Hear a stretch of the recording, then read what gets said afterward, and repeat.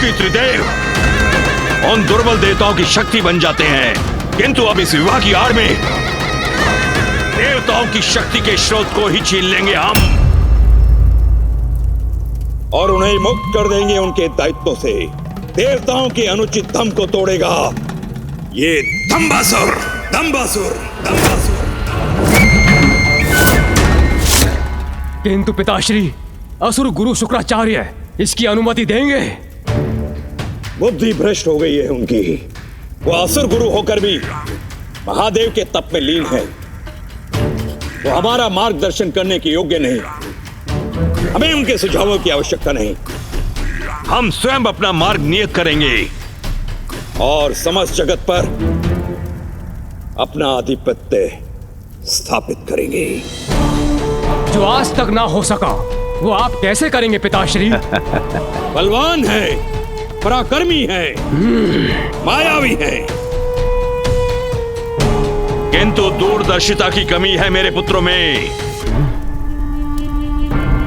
सुनो पुत्रों, जब देवादिदेव महादेव विवाह के लिए दक्षिण में होंगे तो देवताओं का शक्ति स्थल कैलाश सुरक्षा से रिक्त होगा। ऐसे शुभ अवसर पर हमें कहां होना चाहिए पुत्रों? कैलाश।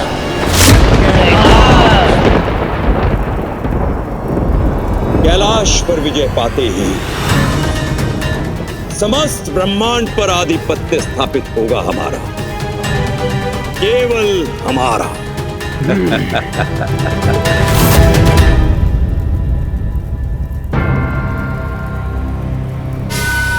महादेव, महादेव को मात दूंगा मैं। तो कैलाश से जाएंगे अवश्य, किंतु लौट नहीं पाएंगे। मैं कैलाश पर प्रतिष्ठित होकर देवताओं को ऐसा पाठ पढ़ाऊंगा कि सदैव स्मरण रहेगा उन्हें, क्योंकि दंबासुर का दंभ ही उसकी शक्ति का स्तंभ है।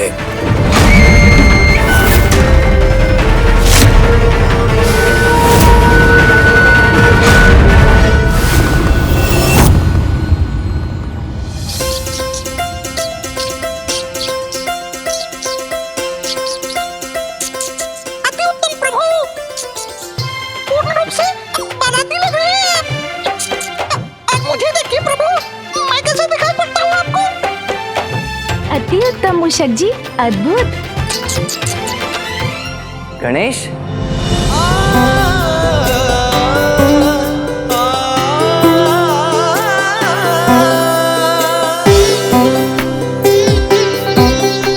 प्रस्थान करने का समय हो गया है गणेश, और तुम अभी तक तैयार ही हो रहे हो। आप तो सज्जित भी हो गए भैया। गणेश, भला मुझे क्यों समय लगेगा, क्योंकि विवाह तो हमारे माता पिता का है ना। चलो अब शीघ्र चलें। हाँ भैया, चलते हैं। अब चलो भी गणेश, चलो आओ।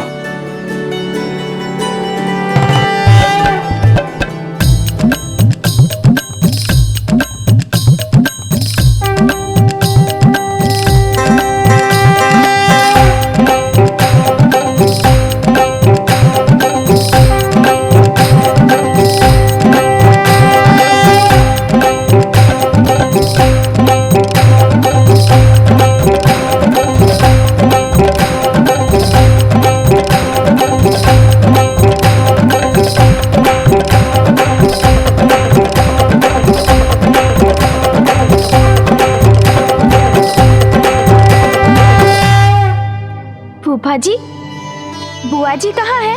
स्त्रियों को सज्जित होने में अधिक समय लगता है गणेश।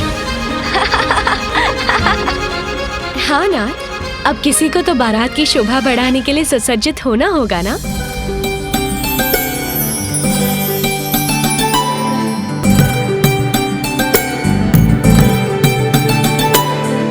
आप सबका स्वागत है। सत्य कहा बुआ जी, आपका सौंदर्य अनुपम है।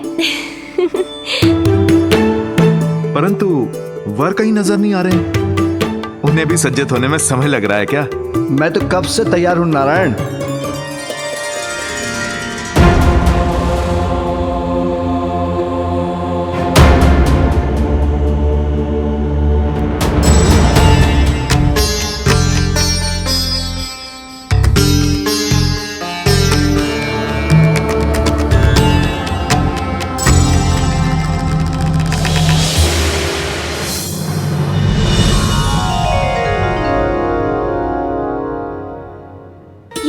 पिताश्री, आप अभी तक तैयार नहीं हुए? पुत्र, मैं तो ऐसे ही तैयार हूँ। क्या आप विवाह में ऐसे ही भस्म लगा कर जाएंगे? इसी वेशभूषा में जाएंगे? हाँ पुत्र, पूर्व में देवी सती और पार्वती के साथ विवाह के लिए ऐसे ही गया था मैं।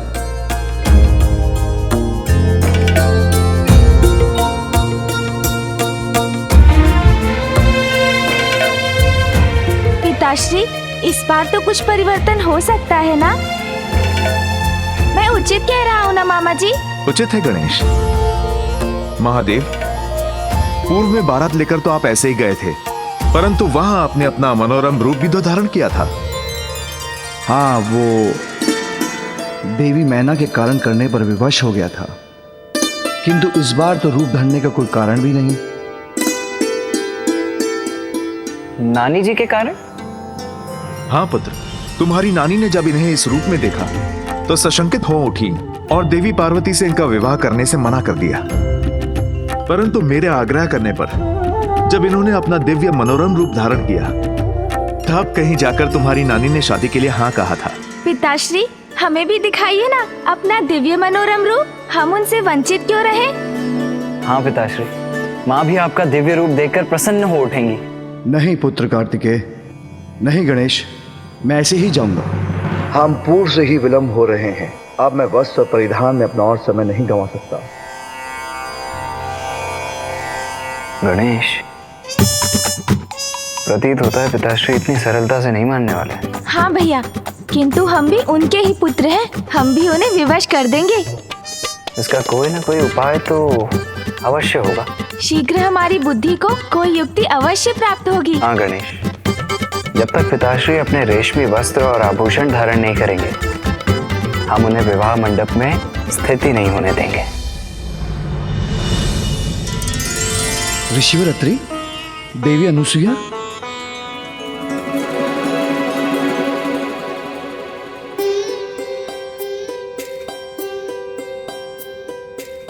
प्रणाम ऋषिवर।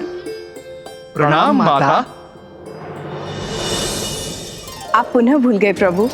वधु के विवाह का जोड़ा, सुहाग सिंदूर, मंगल आभूषण एवं फेरे लेते समय वधु के भाई के द्वारा जो धान के लावा का छिड़काव किया जाता है, सभी वर पक्ष से ही आता है।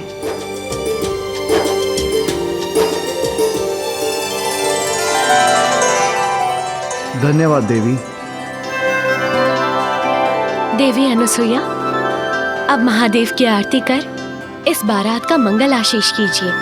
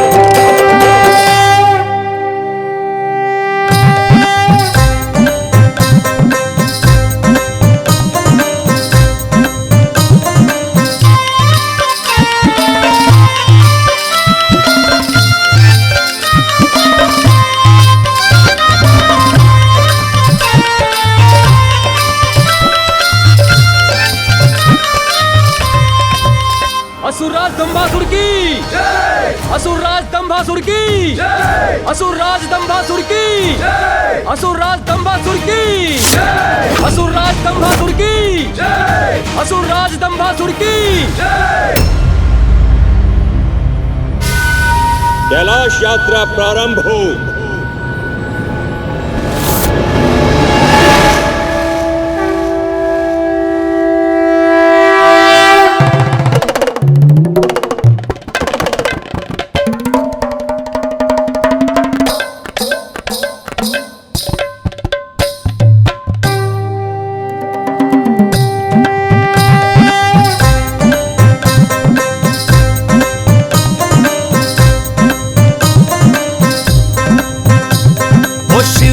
बिहाने चले पाल की सजाएंगे भभूति लगाएंगे ला। ओ शिव जी बिहाने चले पाल की सजाएंगे भभूति लगाएंगे पाल की सजाएंगे ला।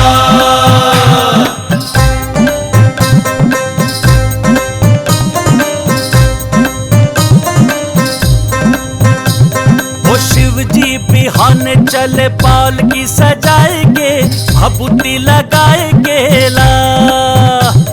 ओ शिव जी बिहाने चले पाल की सजाएंगे भभूति लगाएंगे पाल की सजाएंगे ला।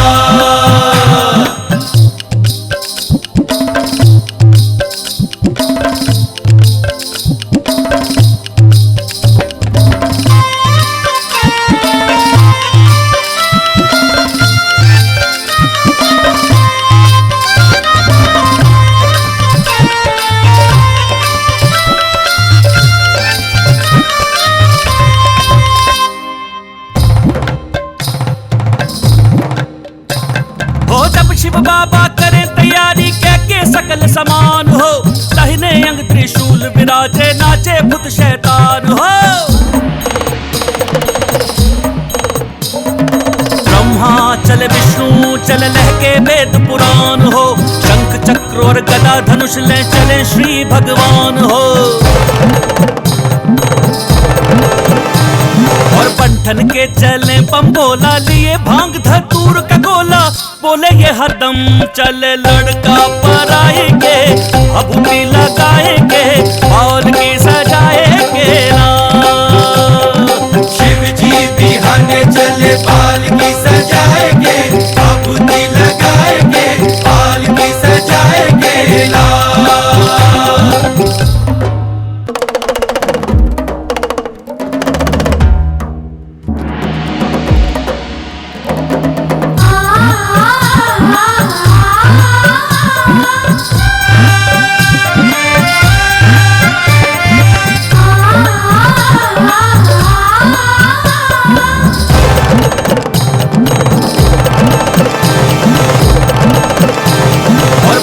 के चले बम्बोला लिए भांग धतूर का गोला।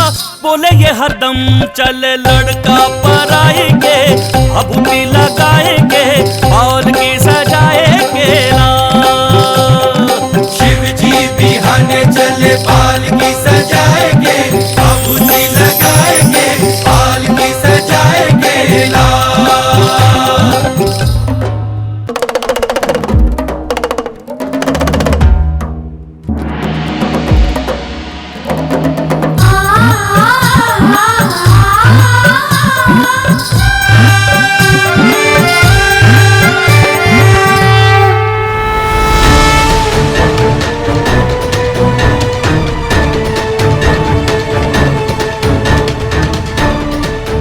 दंभासुर का धम बनेगा असुरों का विजय स्तंभ कैलाश।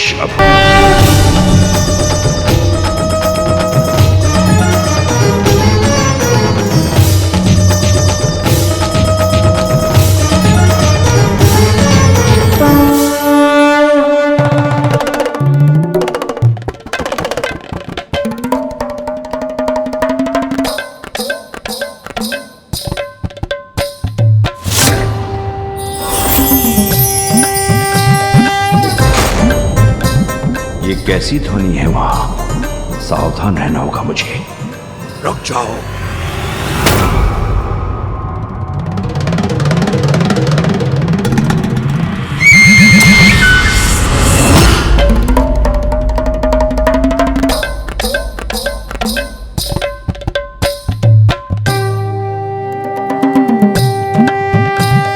तो महादेव की बारात है जो इसी ओर आ रही है। इस पर आक्रमण करने में मुझे बहुत आनंद आता, किंतु थोड़ा धीरज रख।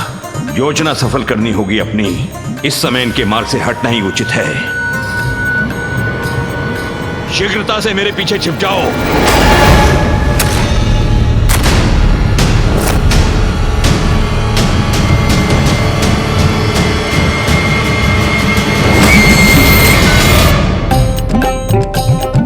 वो देखिए पिताश्री, माँ का भवन।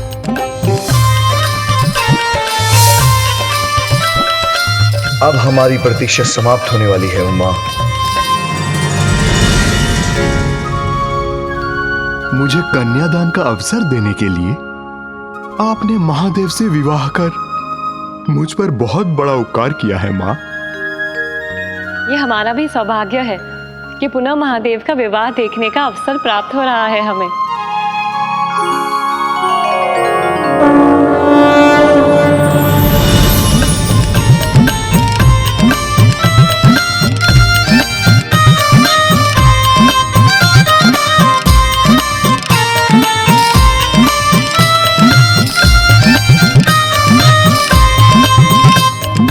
देख रूप माँ पार्वती का हर्षित भय सब देवी देवता झूमे नाचे। बाल की सजाएंगे भभूति लगाएंगे, बाल की सजाएंगे ना।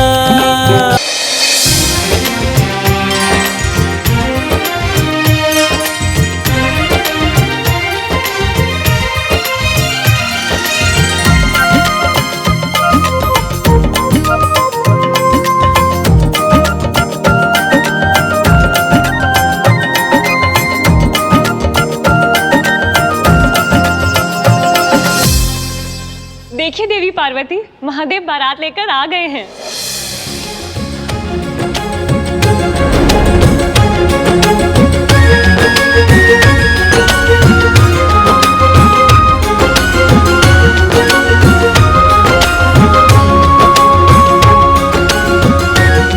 मुझे आपके पुत्र कुमार कार्तिकेय और गणेश भी दिखाई दे रहे हैं।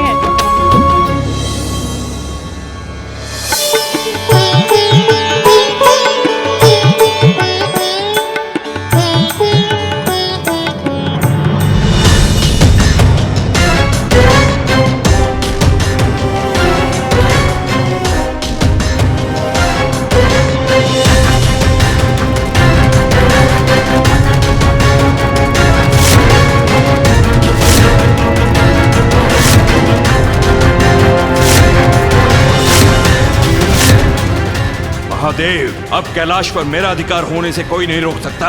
तत्पश्चात समस्त सृष्टि पर आधिपत्य स्थापित करेगा ये धम्बासुर। धम्बासुर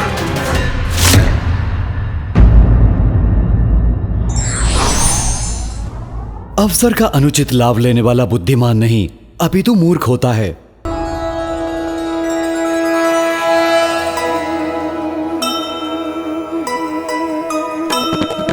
शिव शक्ति का मिलन पुनः संयोगा।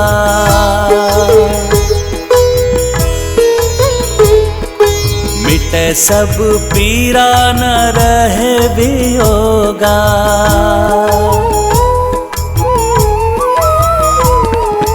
कैलाश गणित झूमे गाए, माता को भी सब देवी सजाए।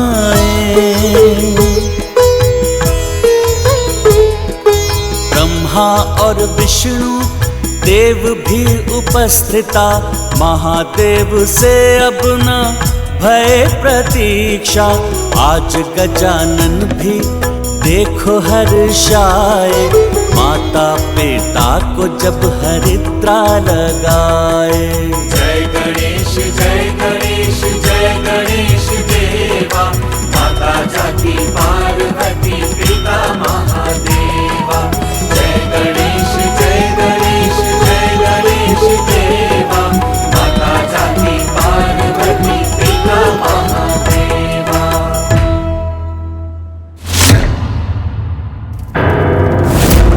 विवाह महादेव करें तो करें विवाह, उससे हमें क्या पिताश्री।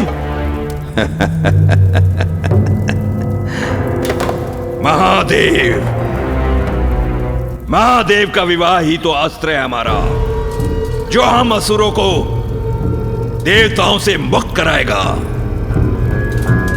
संसार की रक्षा छोड़ भोग विलास में लिप्त रहने वाले देवताओं से अपनी रक्षा के लिए, श्रम करने के लिए विवश हो जाते हैं हम लोग। इसका मूल कारण जानते हो? त्रिदेव, त्रिदेव, त्रिदेव।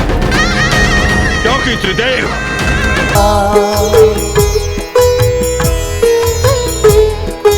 पितृबन कात्यायन करे सम्माना, महादेव की दृष्टि उमा पर ही ध्याना। कार्तिकेय संग गजानन बुद्धि लगावे, क्षण भर में कैसे तरस माता पावे।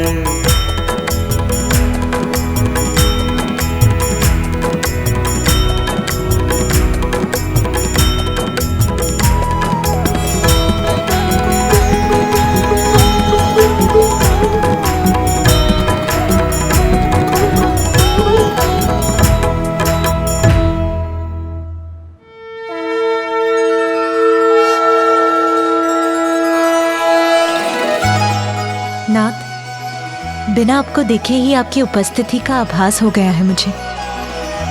भवन में प्रवेश कर चुके हैं ना आप?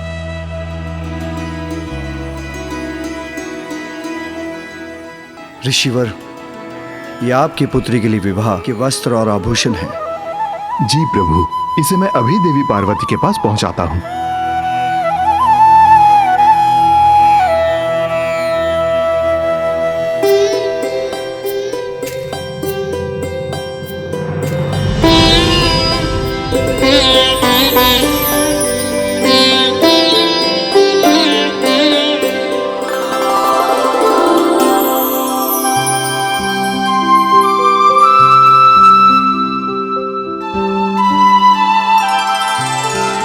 स्वामी के नेत्र भी मुझे इसी प्रकार ढूंढते तो मैं स्वयं को अत्यंत भाग्यशाली समझती।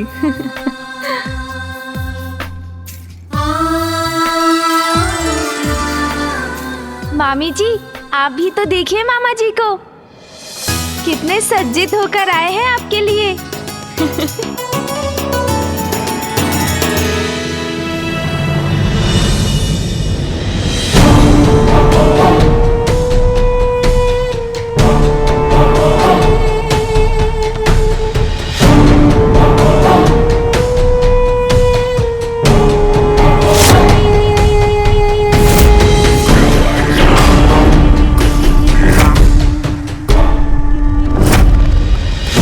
जैसा सोचा था वैसा ही होता प्रतीत हो रहा है।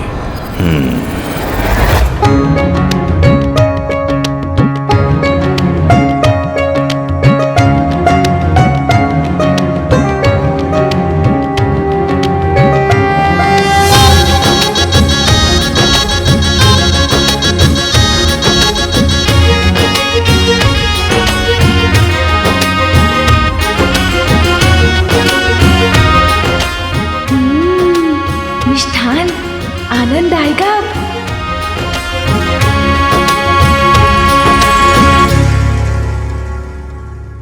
गणेश, यदि हम माँ से भेंट कर पाते तो कितना आनंद आता ना। हाँ भैया, ये विचार तो मुझे भी आया था, किंतु भोजन की तैयारियां हो रही है, भोजन छोड़ना उसका अपमान होगा ना। किंतु भैया, ये भी तो सत्य है, भोजन अभी तक परोसा नहीं गया है।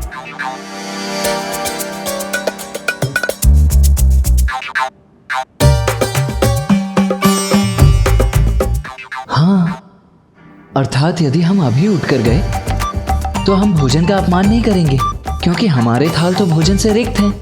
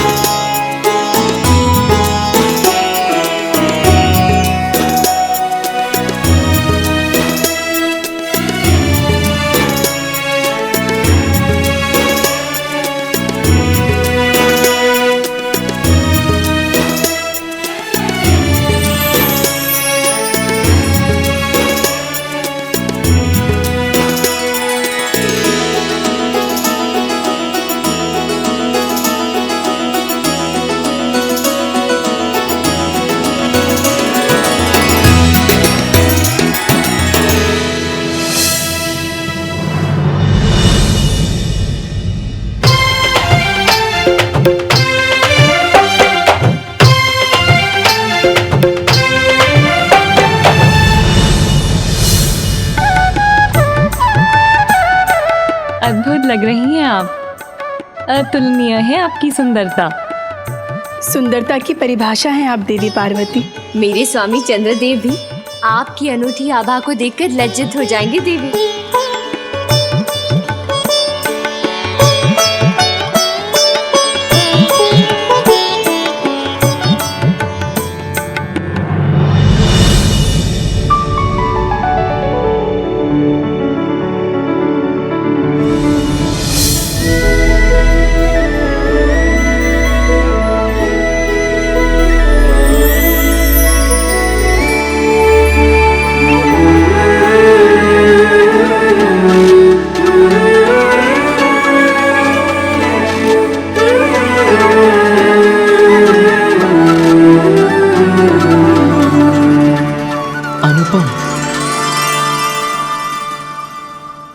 प्रभु, अल्प आहार प्रस्तुत है, ग्रहण कीजिए।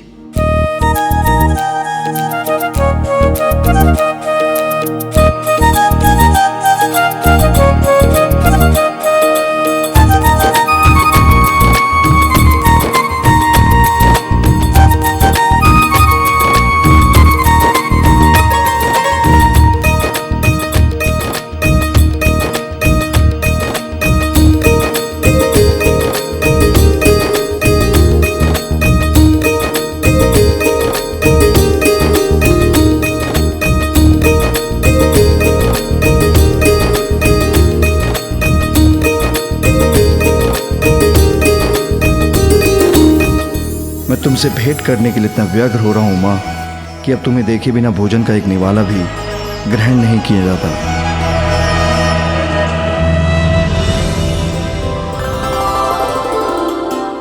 प्रणाम मां।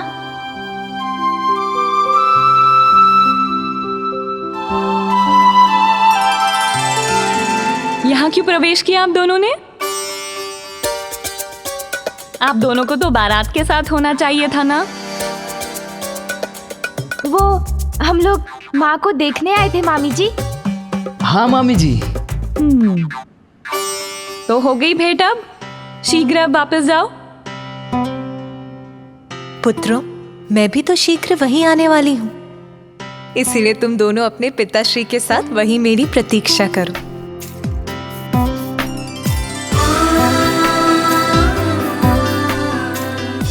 भैया, माँ अपने वस्त्रों और आभूषणों के साथ कितनी सुंदर दिख रही है ना। हाँ गणेश, किंतु पिताश्री तो अभी भी अपने चर्म भस्म और रुद्राक्ष धारण किए हुए हैं। भैया, पिताश्री को उनके मनोरम रूप में लाना ही होगा। हाँ गणेश, किंतु कैसे? वो तो मामा जी, बुआ जी और फूफा जी किसी का आग्रह स्वीकार नहीं करेंगे। कौन है जिसका आग्रह वो टाल नहीं सकते?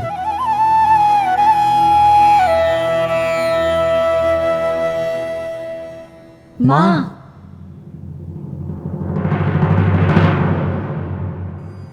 ऋषिवर, विवाह का समय निकट है और देवी पार्वती भी तैयार हो गई होगी, इसलिए हमें मंडप की ओर बढ़ना चाहिए। प्रभु, चलिए।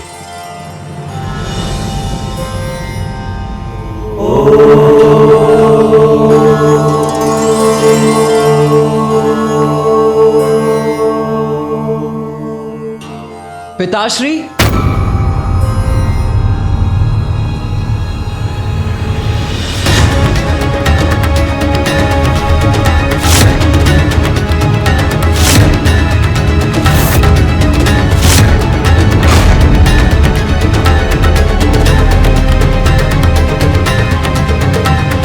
क्या हुआ पुत्र कार्तिकेय? क्या हुआ पुत्र गणेश? क्यों रोका मुझे?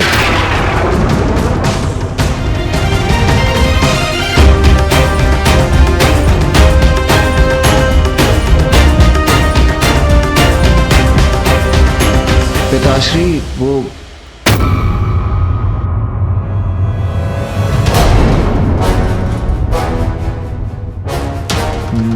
माँ। अकस्मात गणेश कार्तिकेय ने क्यों रोक दिया महादेव को? क्या कार्तिकेय? पिताश्री, वो माँ आपसे भेंट करना चाहती है।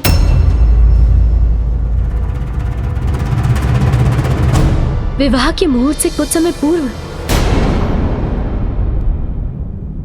पुत्र सब कुशल तो है ना? पिताश्री, वो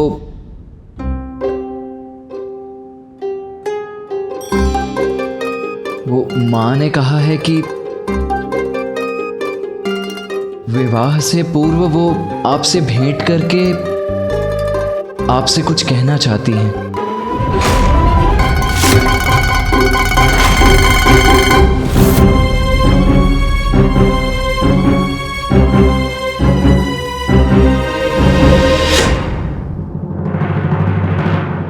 प्रभु, जो भी उलझन है उसे मैं सुलझाता हूं। ऋषिवर, आप रुकिए, मुझे आज्ञा दीजिए। उमा मुझसे भेंट करना चाहती है।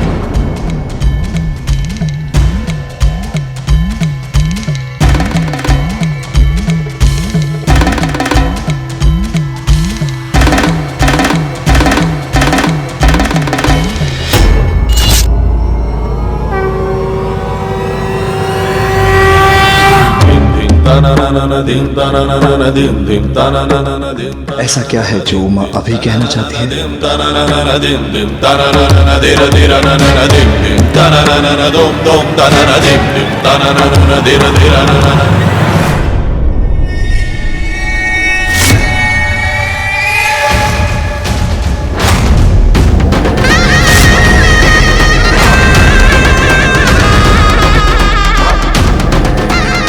कैलाश समीप है और थंबासुर का लक्ष्य भी।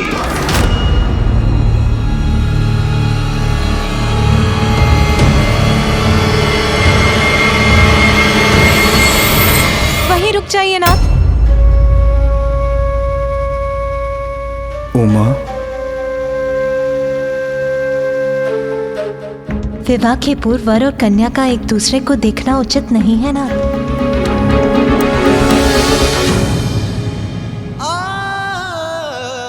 उचित है उमा, तो जो भी है मुझे वहीं से बता दो। किंतु आपको मुझे एक वचन देना होगा नाथ। मैं जो कहूंगी उसे आप अवश्य पूर्ण करेंगे।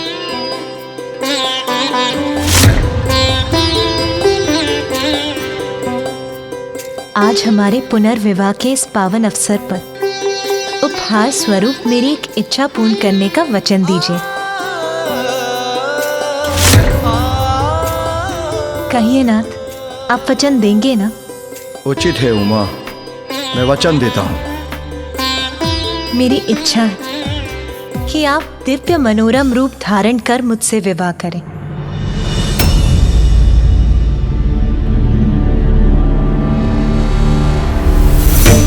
दिव्य मनोरम रूप? उमा, तुमने ये क्या मांग लिया?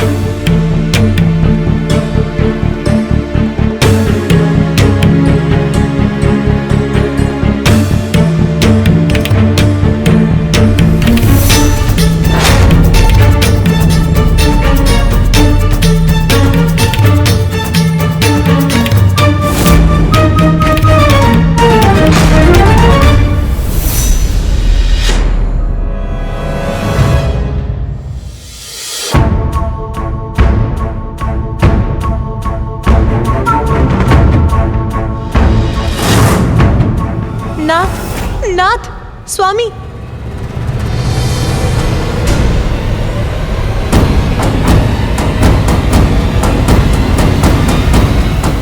स्वामी, ये क्या हो गए? स्वामी मुझसे रुष्ट तो नहीं हो गए?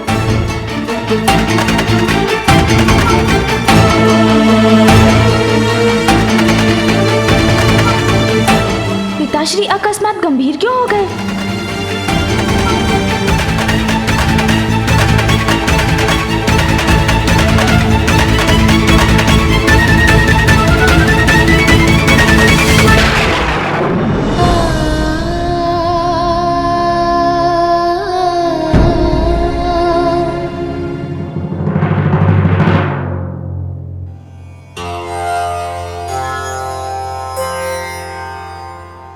मुझे चिंता हो रही है। महादेव को इतना समय क्यों लग रहा है? कदाचित मुझे स्वयं जाकर ही देखना चाहिए। नहीं देवी लक्ष्मी, महादेव और देवी पार्वती के मध्य जो भी है उसका हल वो स्वयं ढूंढ लेंगे।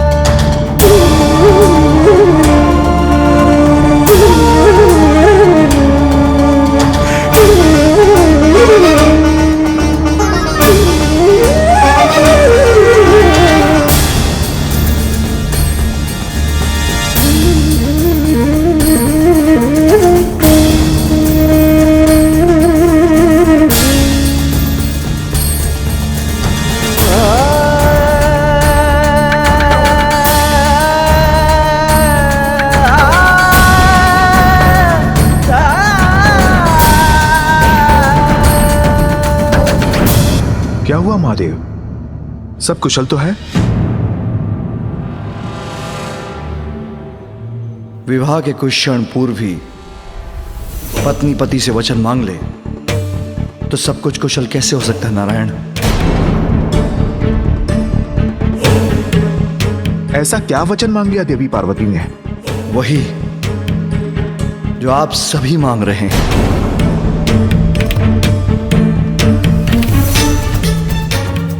मेरे दोनों पुत्र मांग रहे हैं मेरा मनोरम रूप।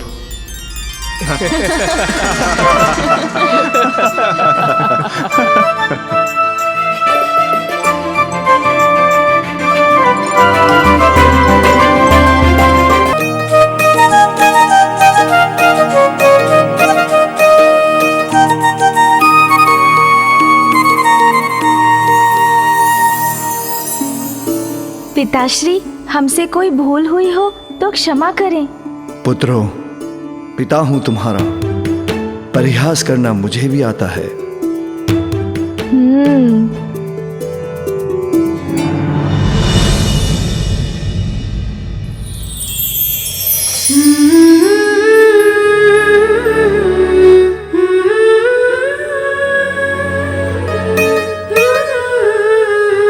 देवी पार्वती, विवाह के अवसर पर तो वर को कन्या की प्रतीक्षा करते हुए देखा है हमने, किंतु आज प्रतीक्षा आपको ही करनी होगी। महादेव को उनका दिव्य मनोरम रूप धरने में कुछ तो समय लगेगा ना? अवश्य देवी लक्ष्मी, आप भी देखिएगा परीक्षा का परिणाम कितना मनोहर होगा।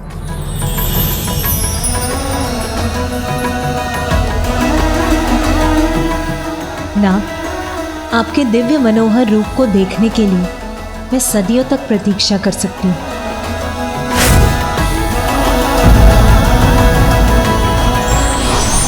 मर्यादा का पालन सभी के लिए अनिवार्य होता है। ईश्वर अपने माध्यम से यही संदेश देते हैं। ऋषिवर, सर्वप्रथम आप बारात का स्वागत और वर का परीक्षण कीजिए, फिर विवाह के अन्य संस्कार होंगे। जी।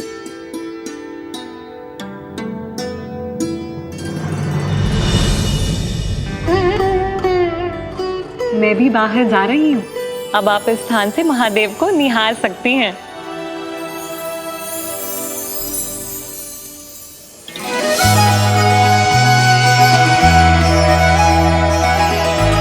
नहीं ना, अब तो मैं आपके दर्शन मंडप में ही करूंगी।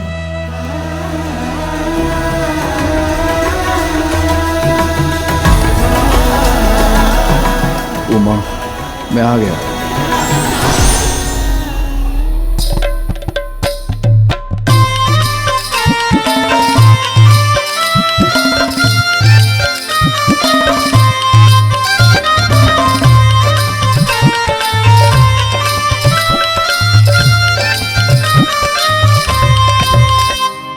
हर हर महादेव, हर हर महादेव, हर हर महादेव, हर हर महादेव, हर हर महादेव, हर हर महादेव।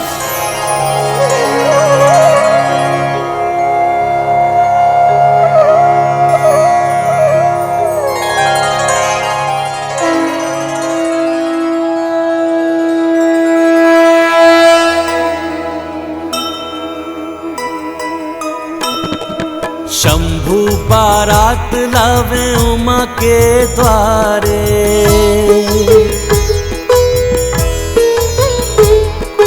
लक्ष्मी और देवी जाके आरती उतारे। चहु और बाजे आज ढोल और मृदंगा, घड़ी शुभ मिलन हो मनाओ आनंदा।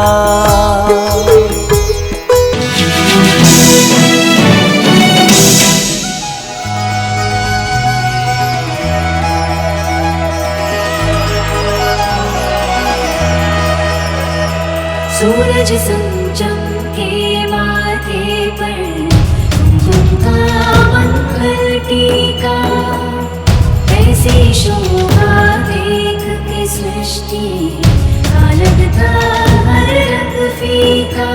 केशों के जुड़े भी सजाए, प्रकृति की सारी ऊर्जा तपस्विनी कैलाशपति की पार्वती है ये गिरिजा, पार्वती है ये गिरिजा। शक्ति आनंद भवानी। अद्भुत है आपका ये मनोहारी रूप नाथ।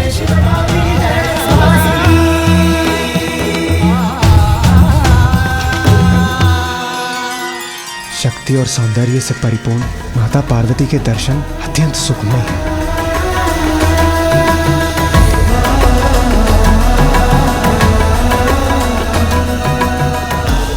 आइए, आप दोनों अपना स्थान ग्रहण कीजिए।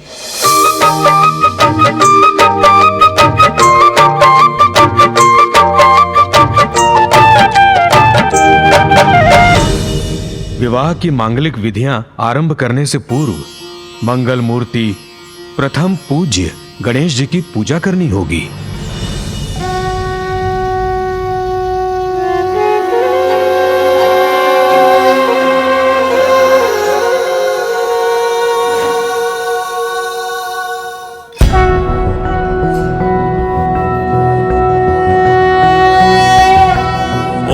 नमस्ते गणपते त्वमेव प्रत्यक्षं तत्त्वमसि, त्वमेव केवलं कर्तासि, त्वमेव केवलं धर्तासि, त्वमेव केवलं हर्तासि, त्वमेव सर्वं खल्विन्दं ब्रह्मासि।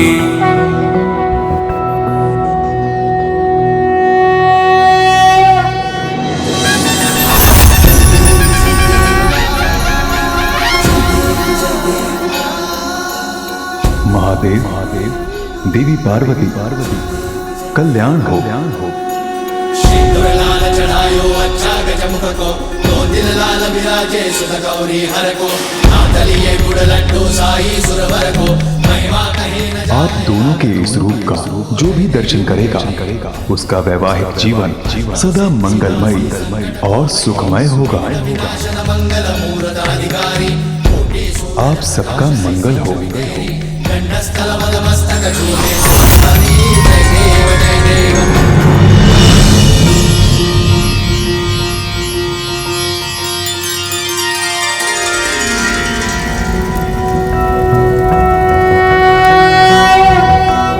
पटांबर परिधानां नानालंकार भूषितां, सिंहस्थितां पद्महस्तां कात्यायन सुते नमोस्तुते।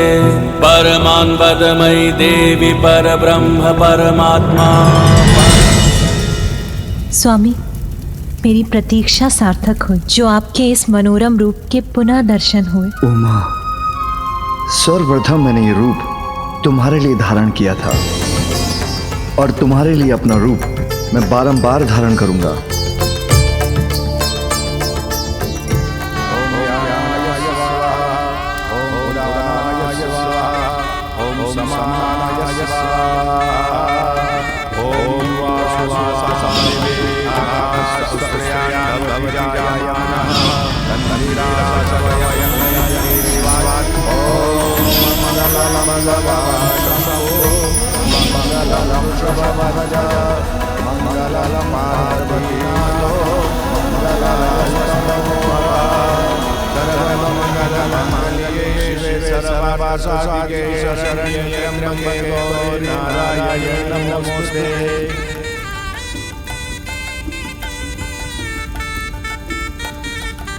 कन्यादान करने के लिए अपना स्थान ग्रहण करें ऋषि कात्यायन।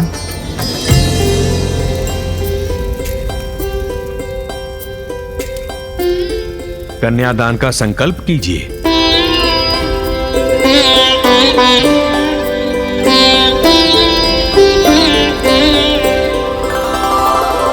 महादेव, आप अपने कुल, वेद, प्रवर, शाखा और गोत्र के बारे में बताएं।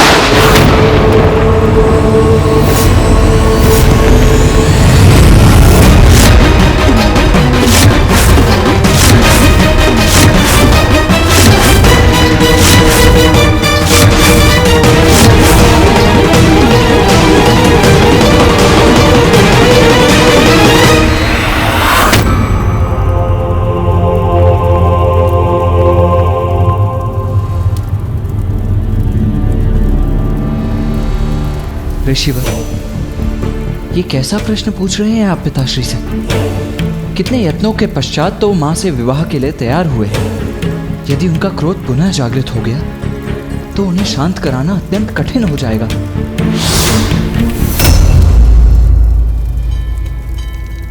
पुत्र कार्तिकेय, ऋषि कात्यायन उमा के पिता हैं और प्रश्न पूछना उनका अधिकार है।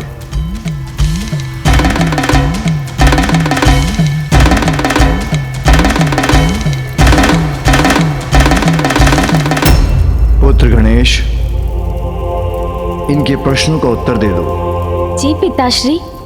ऋषिवर, जो अजन्मे हैं, आदि अनंत हैं, सृष्टि के कण कण में जो विद्यमान हैं, जिनसे सभी जीव जीवन पाते हैं और प्रलय काल में जिनमें सभी लीन हो जाते हैं, उनका कोई गोत्र, प्रवर, कुल, नाम, शाखा कहाँ हो सकते हैं?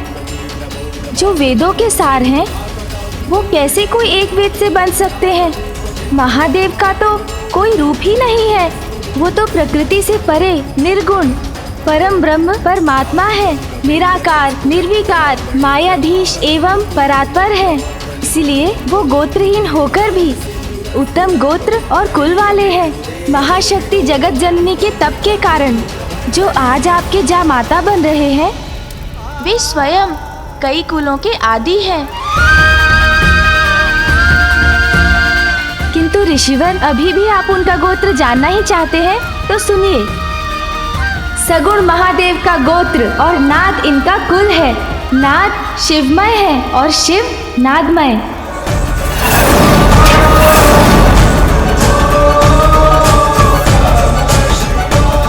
इन दोनों में कोई भेद नहीं।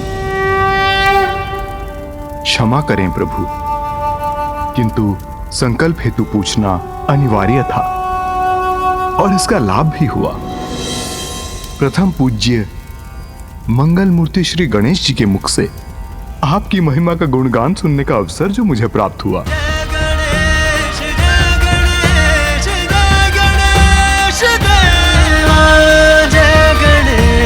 जय गणेश जय गणेश देवा, जय गणेश जय गणेश जय गणेश देवा, जय गणेश जय गणेश। प्रभु, मेरी पुत्री का पाणी ग्रहण कीजिए और इन्हें पत्नी के रूप में स्वीकार करें।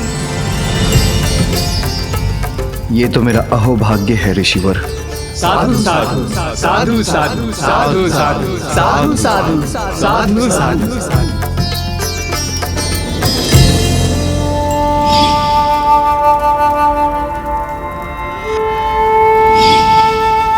पिताश्री, आपको कन्यादान का सुख भी अवश्य प्राप्त होगा। आपने अपना वचन निभाया जगत जननी, ये आप ही की लीला है। मैं धन्य हुआ माँ, मैं धन्य हूँ। मैं आपकी पुत्री बनी, ये तो मेरा भी अहोभाग्य है ऋषिवर। अब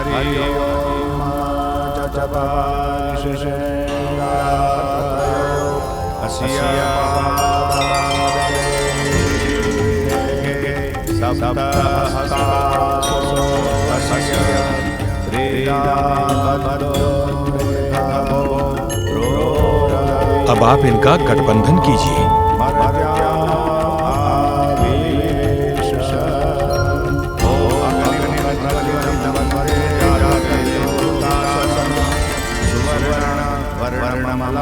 अब फेरों के लिए आप दोनों खड़े हो जाएं।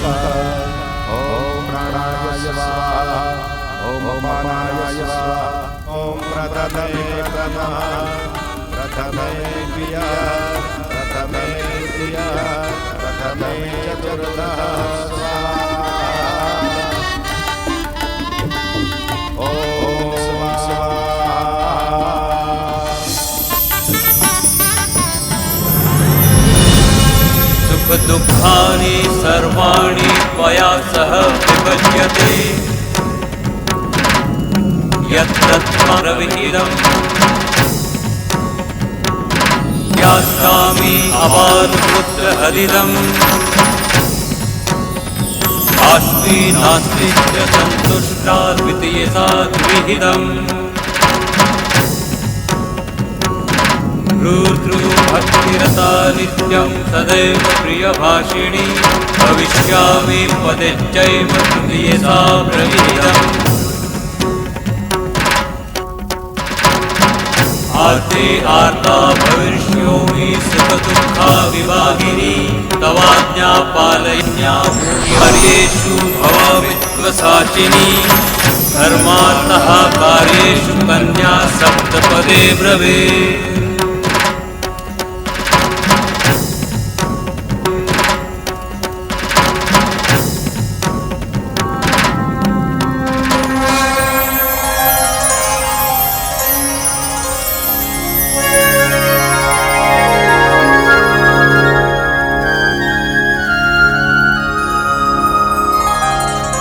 अब सिंदूर दान का समय हो गया है महादेव।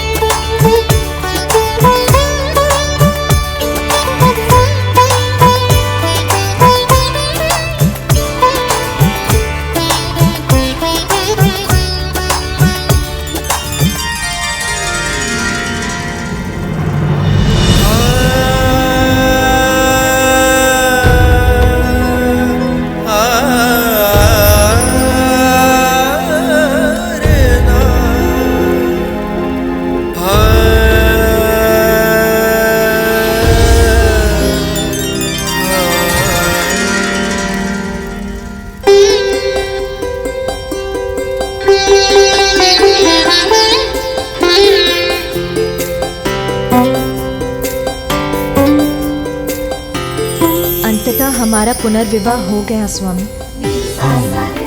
हम दोनों की प्रतीक्षा अब समाप्त हुई। आपको पुनः पति रूप में पाकर मैं धन्य हो गई नाथ। धन्य तो तुमने मुझे किया उमा, मेरे अपूर्ण जीवन को पूर्ण करके।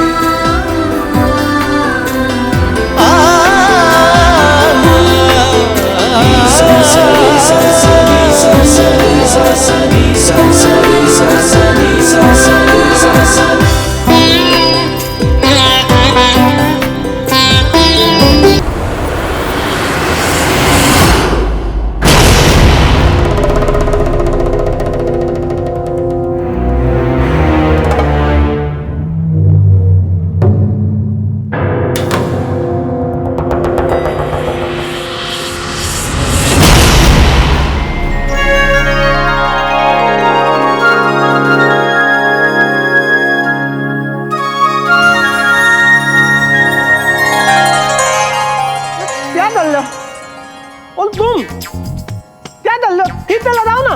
आप संतुष्ट नहीं है तो स्वयं क्यों नहीं कर लेते? अरे मुंह तुम तलाओ, हाथ तलाओ, हाथ। नंदी जी ने यहाँ तो दहेज पूछे तो पाए, इसलिए आदेश का पालन करो। कहाँ डालो? अरे तुरो लूटो, कहाँ डालो? मेरे आदेश का पालन करो। द्वार रक्षा का दायित्व है हमारा, आपके आदेशों को सुनने का नहीं। इस अंतराल में यदि महादेव और माता पार्वती द्वार पर आ गए तो उनका स्वागत कौन करेगा?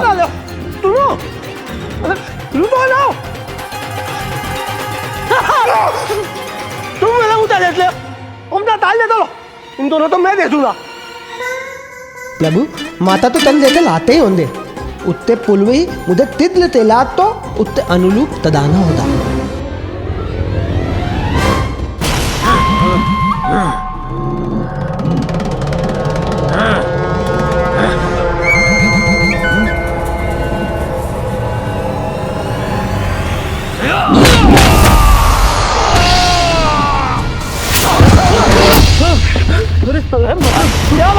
क्या हुआ? उठो।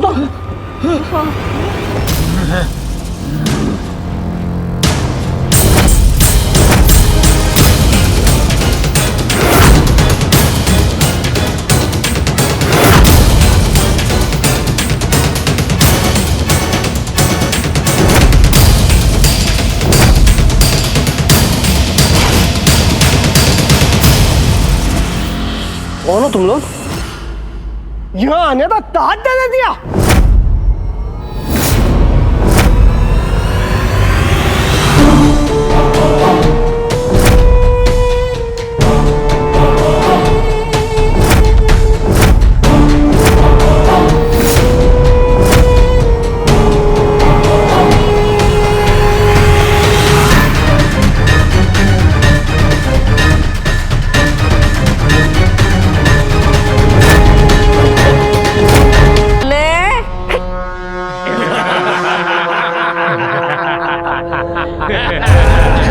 इन्होंने कहा नहीं, पूछा कि तुम दुष्टों ने यहाँ आने का साहस कैसे किया? जानते हो किसका निवास है ये? निवास किसी का भी हो, किंतु इस समय तुम मोर गणों के सिवाय मुझे कोई और नहीं दिखाई दे रहा। मूल सामने तुम हो, महादेव का निवास है ये। चल जाओ दे।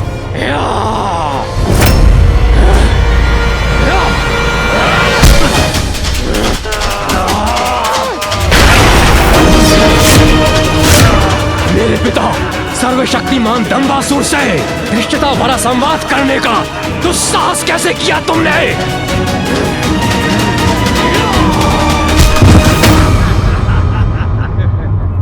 सब कुछ कुशलता से संपन्न हो गया। पुत्र गणेश, ये आनंददायी उत्सव तो तुम्ही ने प्रस्तुत किया है, उसके लिए तुम्हें शत शत धन्यवाद। अब कैलाश लौटने का समय आ गया है माँ। कैलाश आपकी प्रतीक्षा कर रहा है माँ। मैं भी कैलाश लौटने के लिए अत्यंत व्याकुल हूँ। हाँ माँ, आपके लौटने से कैलाश की शोभा पुनः लौट आएगी। सुनो मूर्खगणों, अब ये दंबासुर का निवास है, दंबासुर का। इतना दंभ देवताओं का, इन तुच्छ गणों के ऊपर यहाँ की सुरक्षा छोड़ दक्षिण की ओर चले गए और मुझे दंभी बुलाते हैं। अब उनका दम चूर करेगा दंबासुर, दंबासुर, दंबासुर।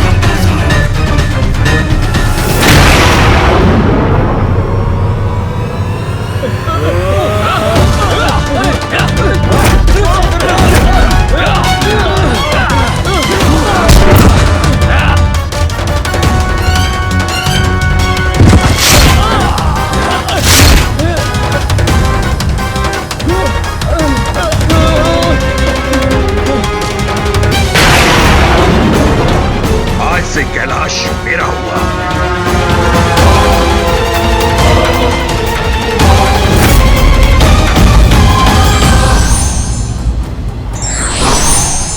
व्यक्तिगत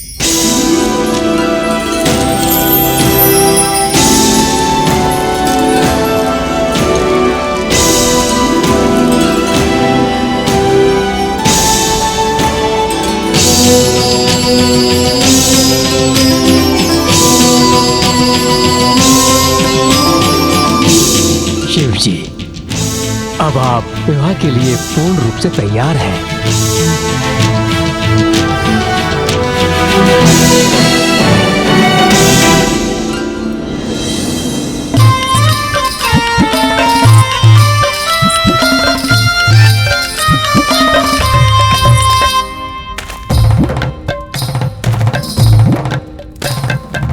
शिव बाबा करें तैयारी कह के सकल समान हो, दाहिने अंग त्रिशूल विराजे नाचे भूत शैतान हो।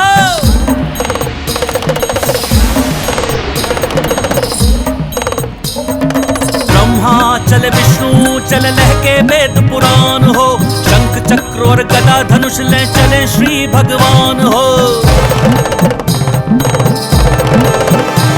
और बंठन के चले बम्बोला लिए भांग धतूर का गोला, बोले ये हरदम चले लड़का पराएंगे, अबूती लगाएंगे और की सजाएंगे ना।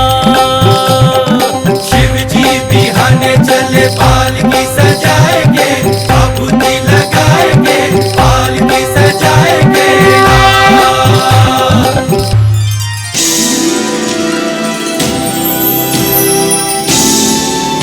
पिताश्री,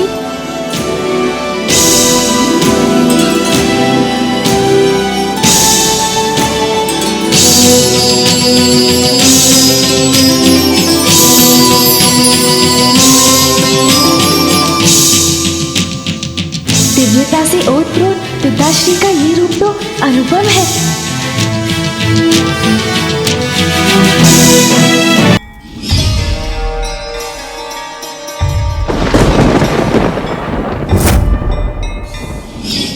आज से इस पुण्य स्थान का नाम होगा एकाम्रम, अर्थात आम का वो वृक्ष जिसकी छाया में पार्वती ने अपना कठोर तप सार्थक किया, जहां हमारा पुनर्मिलन हुआ। मेरे और उमा के विवाह के इस शुभ दिवस और इस पावन स्थान का महत्व काल कालांतर तक स्थापित रहेगा।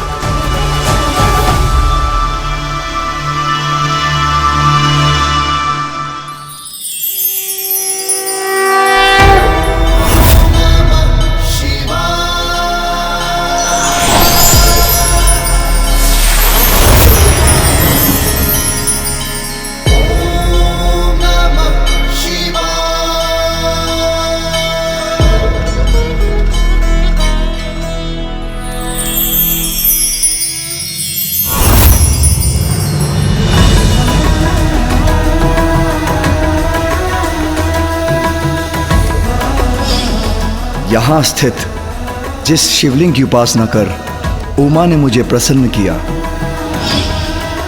वो भविष्य में एकाम्रेश्वर शिवलिंग के नाम से प्रतिष्ठित होगा।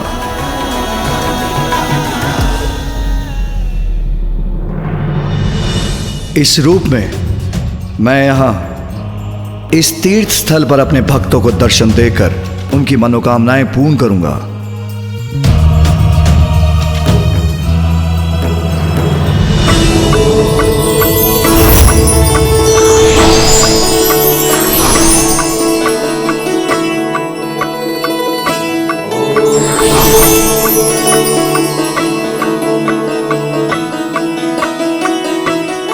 महादेव ने यहाँ स्वयं को एकाम्बरेश्वर नाम से स्थापित करने का निर्णय लिया है, तो मैं आप सभी से भी यहाँ विद्यमान होने का अनुरोध करती हूँ।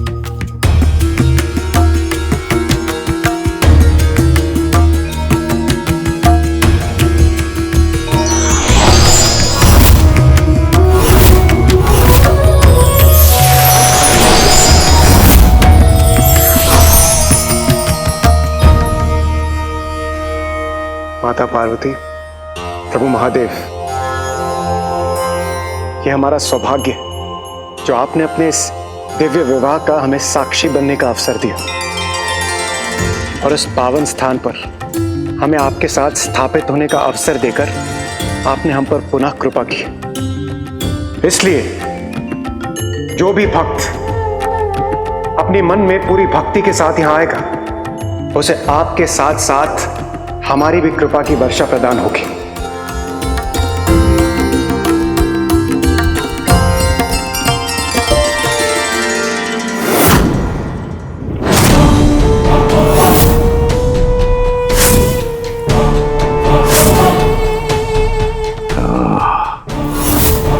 तो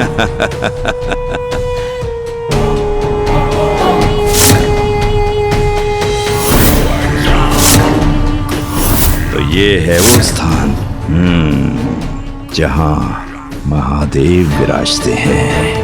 अब ये मेरी मुट्ठी में होगा। महादेव बहुत विराज लिया आपने यहाँ, अब मेरी बारी है।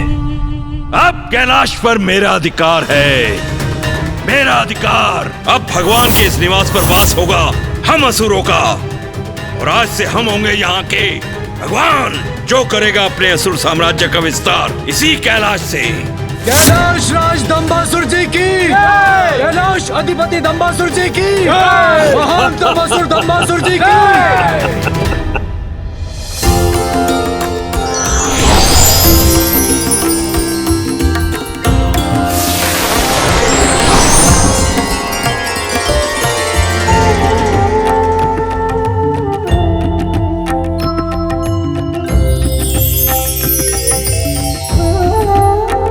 मैं यहाँ वरदराज रूप में स्थापित रहूंगा और अपने भक्तों को दर्शन देकर उनकी इच्छा पूर्ण करूंगा।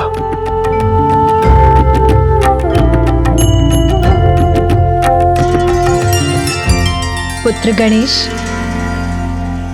पुत्र कार्तिकेय, तुम दोनों का भी इस स्थान पर स्थित होना अनिवार्य है।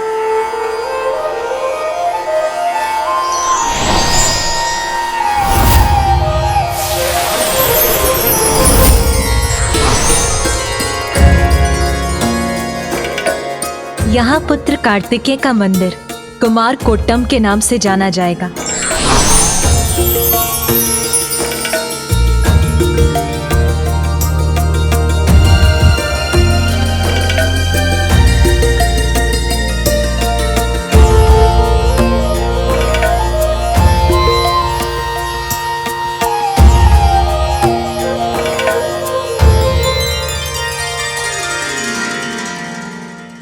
अब एकांबरेश्वर मंदिर पूर्ण रूप से स्थापित हुआ। नहीं माँ, कुछ अति विशेष भी अभी शेष है। माँ, हम सभी के यहाँ होने का कारण आप ही हैं। आपके घोर तप से ही ये संभव हो पाया। इसीलिए आपके प्रतिष्ठित हुए बिना ये मंदिर अपूर्ण ही रहेगा। उचित कह रहा है गणेश उमा। तुम्हारी उपस्थिति के बिना ये दिव्य स्थान अपनी पूर्णता से वंचित रह जाएगा। इसलिए तुम्हारी दिव्यता का यहाँ स्थित होना अति आवश्यक है।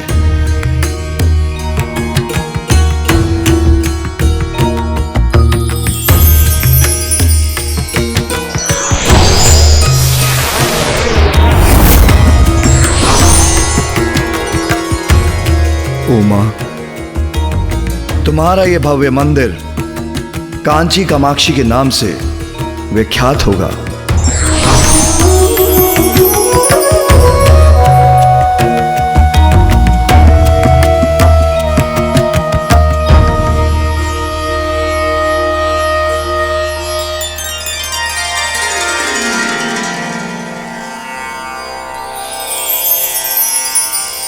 और हम सभी यहां आंशिक रूप से विद्यमान रहेंगे और यह स्थान एक पवित्र तीर्थ के रूप में जाना जाएगा।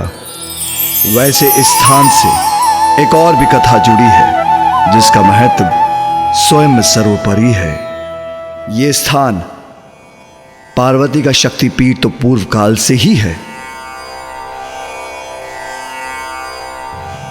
माँ का शक्तिपीठ अर्थात पिताश्री? इसके पीछे भी एक लंबी कथा है। पुत्र, क्या तुम वो कथा सुनना चाहोगे? जी पिताश्री, कहिए ना।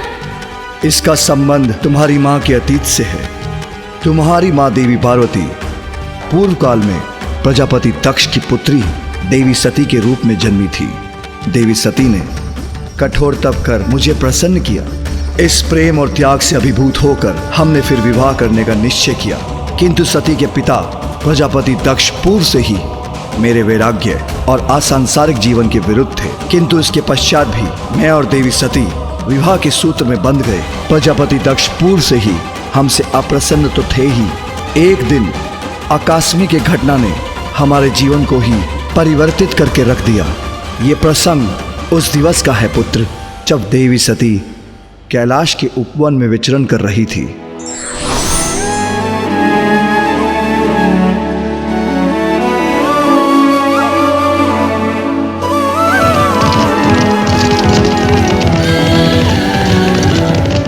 किसके रथ की ध्वनि है?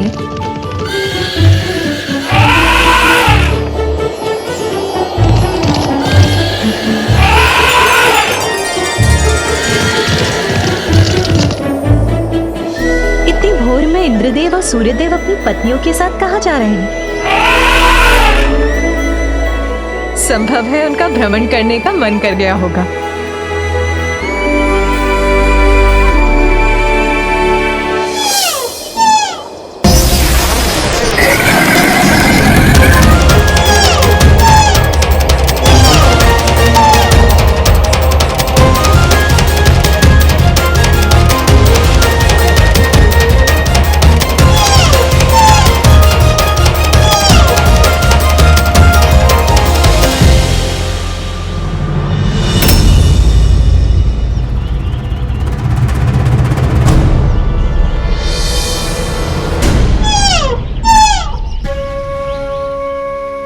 देवी रोहिणी ने मुझे देखकर भी अनदेखा क्यों कर दिया?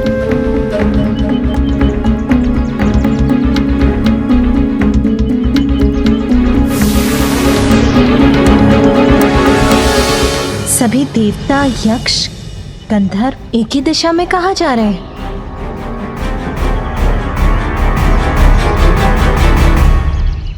नंदी जी, आज कहीं कोई भव्य उत्सव का आयोजन हो रहा है क्या, जहाँ सभी जा रहे हैं? सत्य कहूं भी तो कैसे माता, और असत्य आपसे कह नहीं सकता। माता, आपके पिताजी महाराज तक्ष प्रजापति ने एक महायज्ञ का आयोजन किया है। ये सभी वहां आमंत्रित हैं और अतिथि बनकर वहीं जा रहे हैं। पिताश्री ने महायज्ञ का आयोजन किया है? फिर तो महादेव और मुझे भी अवश्य निमंत्रण दिया होगा। किसी ने मुझे बताया क्यों नहीं? माता, आपको किसी ने इसलिए कुछ नहीं बताया क्योंकि आपके और महादेव के लिए वहां से निमंत्रण नहीं आया है।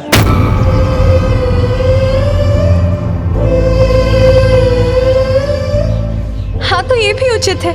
पिताश्री को अपनी पुत्री को बुलाने के लिए निमंत्रण भेजने की क्या आवश्यकता है?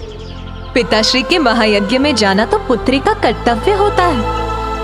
मुझे महादेव से बात करनी होगी। हमें शीघ्र प्रस्थान करना चाहिए। माता, माता सुनिए, माता।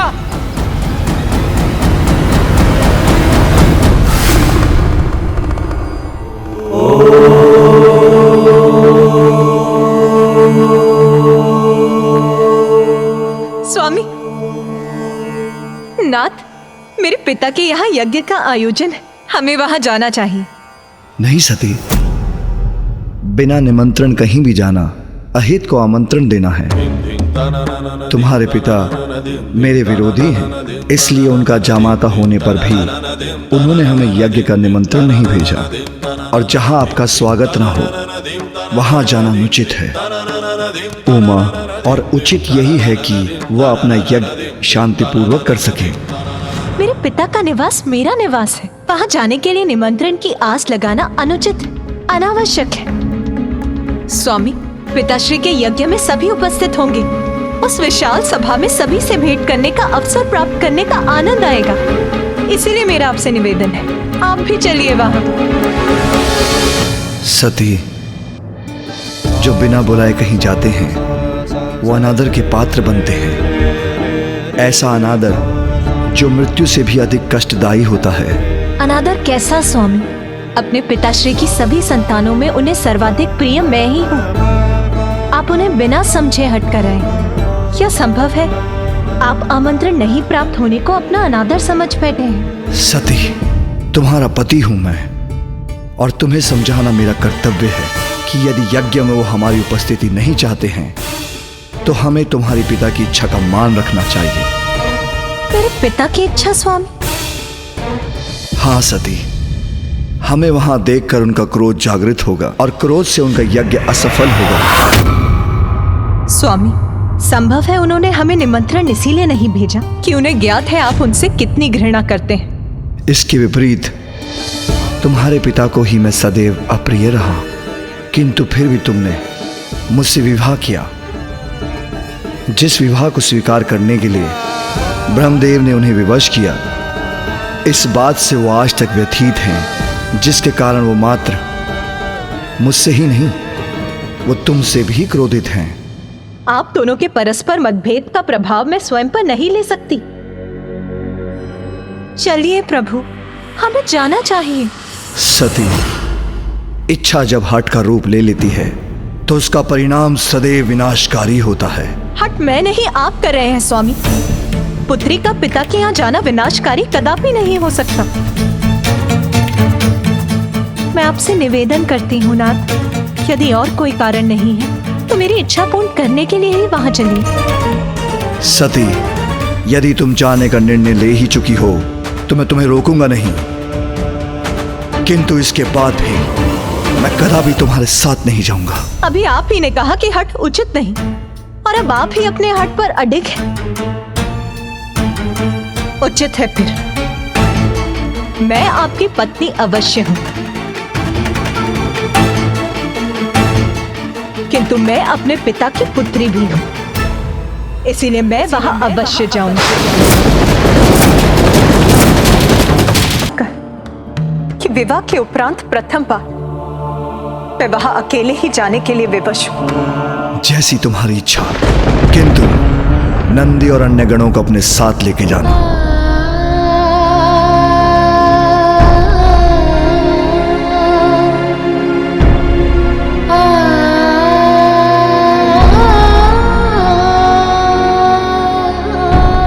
एक बार पुनः विचार कर लीजिए प्रभु। अपने किए पर विचार करने पर विवश तो तुम होंगी सती। वहां जो भी हो, अपना संयम मत खोना। आपके संशय का कारण मैं समझ ही नहीं पा रही हूं। वहां कुछ भी अनुचित घटेगा, इसकी तनिक भी संभावना नहीं है नाथ।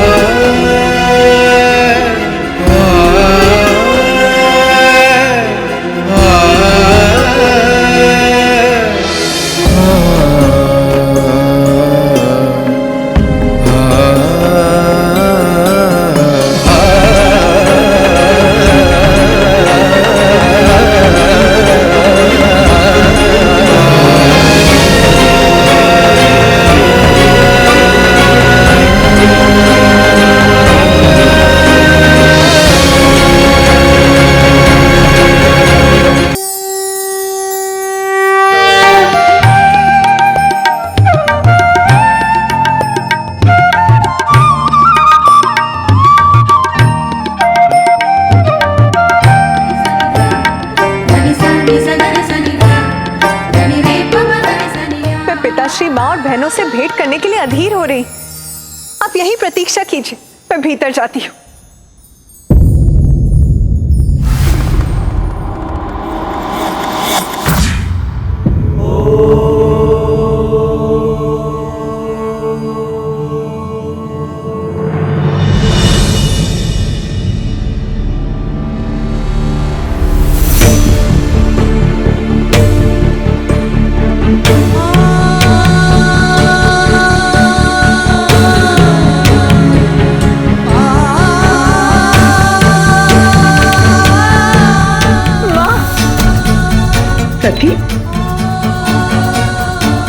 सती के यहाँ आने से कोई अनिष्ट न घटित हो जाए।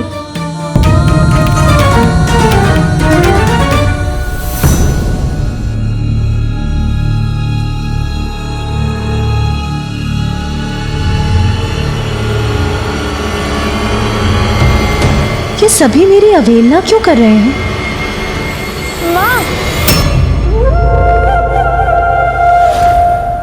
सती, पुत्री तुम यहाँ?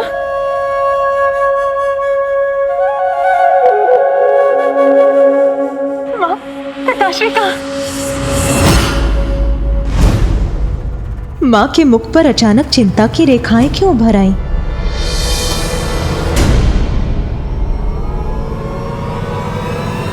पिताश्री!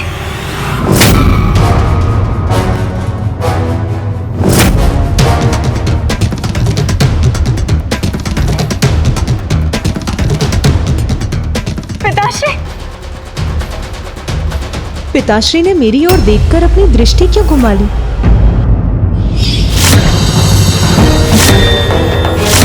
पिताश्री के मुख पर आई इस दुखद भाव से प्रतीत होता है कि अवश्य ही वहाँ कोई अप्रिय घटना घटी होगी। व्यक्ति को अपने स्वाभिमान की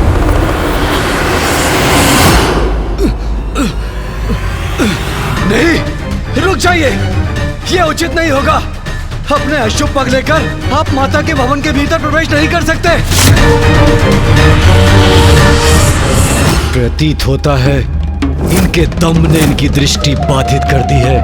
जो इन्होंने यहाँ कैलाश में अपना पग रखने की सोची, निश्चित ही इनका अंत अब समीप है।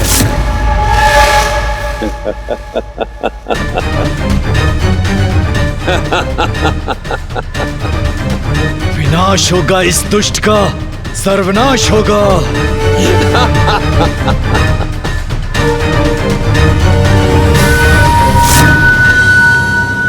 दंबासुर करेगा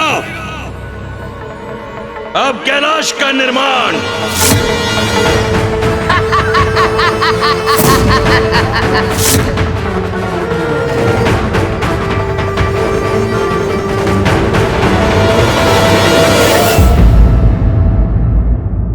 हर हर महादेव, हर हर महादेव, हर हर महादेव, हर हर महादेव, हर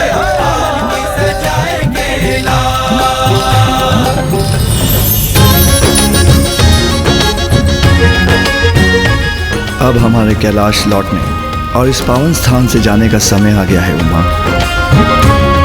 माँ के साथ पुनः कैलाश लौटना सबसे सुखमय क्षण होगा।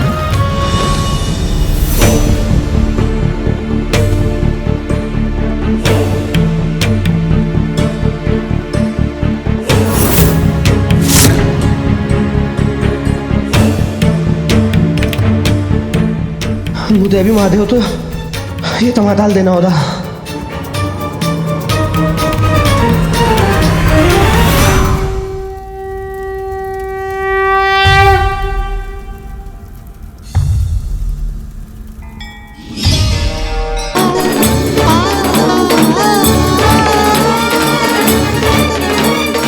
उत्तम, अति उत्तम। पिताश्री ब्रह्मदेव, नारायण, वरुण देव, इंद्रदेव, अग्निदेव, सूर्यदेव, सभी का हविष्य प्रस्तुत है यहां पर। ऋषि भृगु, यज्ञ आरंभ किया जाए।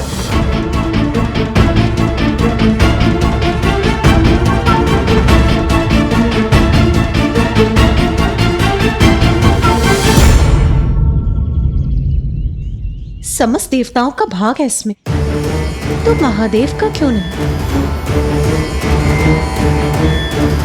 प्रणाम पिताश्री। जिसे मैंने इस यज्ञ में आमंत्रित किया था वही इस यज्ञ में उपस्थित हैं। तुम्हें मैंने आमंत्रित नहीं किया, फिर तुम यहां क्यों आई हो?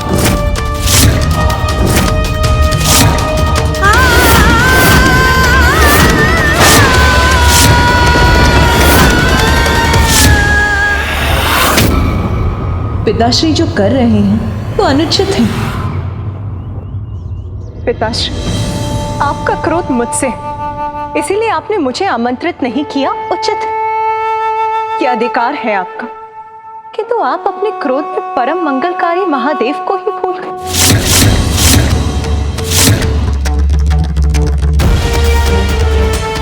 खुद जगत पिता महादेव, जिनके नाम का स्मरण सभी विकारों का नाश कर सर्वत्र पवित्रता का विस्तार करता है, जिनकी अनुपस्थिति से आपका ये यज्ञ अपवित्र अपूर्ण रह जाएगा। शांत हो जाओ सती, शांत हो जाओ सती।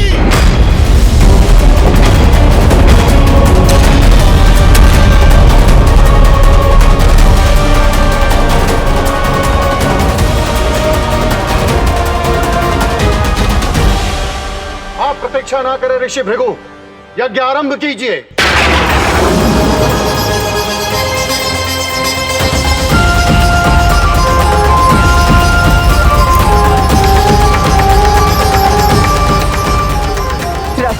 मंत्र, हव, ये सभी जिनके स्वरूप उन्हीं भगवान शिव से रिक्त आपने अपना ये यज्ञ कैसे आरंभ कर दिया पिताश्री? विष्णुदेव, ब्रह्मदेव, मैं आपसे भी प्रश्न करती। महादेव के बिना तो त्रिदेवों की त्रिमूर्ति अधूरी है। फिर उनके यहाँ ना होने पर आप सभी इस यज्ञ में कैसे भाग ले रहे हैं?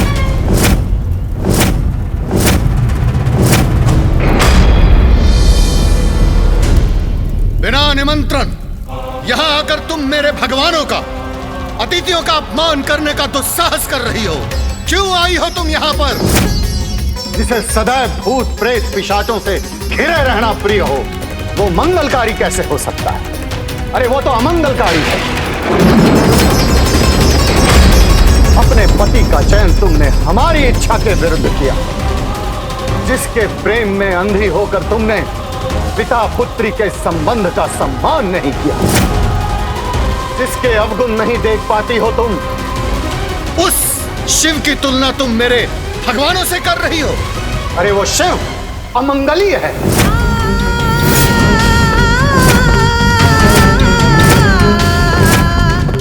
वो अकुलिन उदंड है, इसे स्वच्छता का रत्ती भर भी ज्ञान नहीं। वो शमशान में विचरण करता है, पशु का चर्म पहनता है, इसे शास्त्रों का ज्ञान नहीं है। तुम मुझे उसे इस महायज्ञ में आमंत्रित करने के लिए कह रही हो। अरे उसे इस महायज्ञ में तो क्या, मैं किसी यज्ञ में आमंत्रित नहीं करूंगा।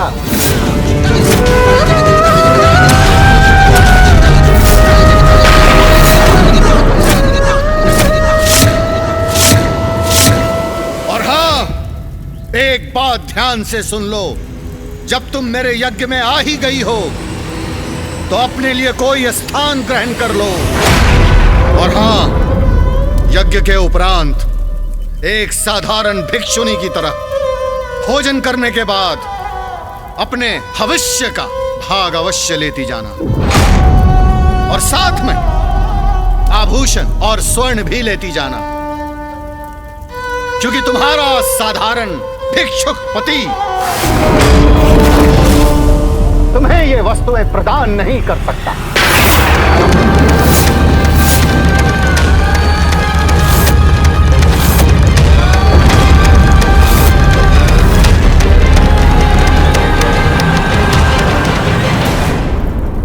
जो बिना बुलाए कहीं जाते हैं वो अनादर के पात्र बनते हैं। ऐसा अनादर जो मृत्यु से भी अधिक कष्टदायी होता है। इच्छा जब हठ का रूप ले लेती है तो उसका परिणाम सदैव विनाशकारी होता है।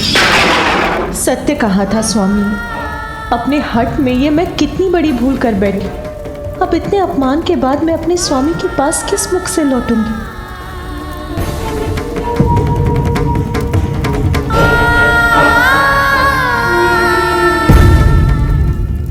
शिव, दो अक्षरों के इस नाम में ही इतनी महिमा है कि इसके उच्चारण मात्र से ही व्यक्ति पाप रहित हो जाता है, उसका उद्धार हो जाता है।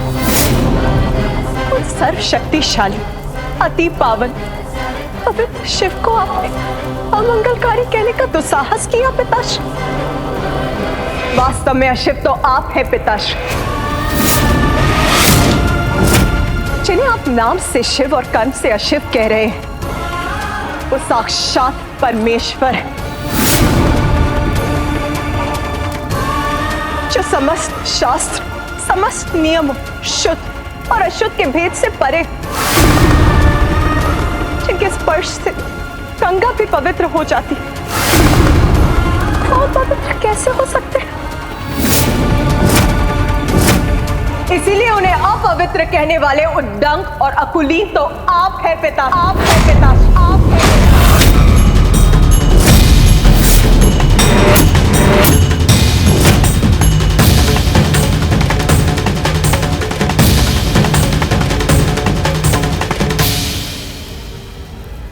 माता का इतना तीव्र स्वर, कदाचित मुझे भीतर जाना चाहिए, किंतु मां ने तो मुझे यहीं रुकने को कहा था।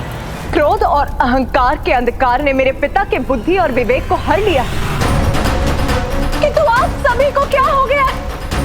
क्या आप भूल गए कि वो परम ब्रह्मा है?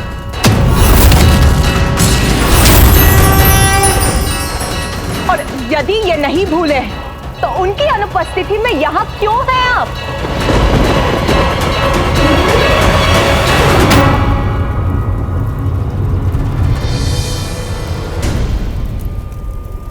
प्रजापति दक्ष, जिन शिव को आप भिक्षुक बुला रहे हैं, उन्हीं की दया और भिक्षा से हम सभी का अस्तित्व है।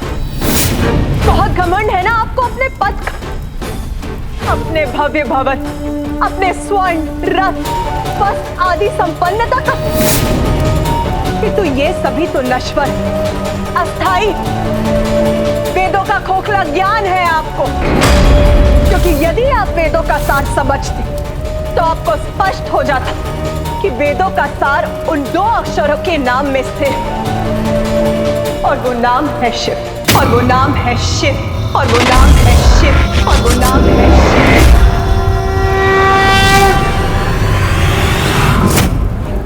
आपने अपनी जीवा से परमेश्वर का अपमान किया है, इसीलिए अब आपका भला नहीं हो सकता पिताश्री।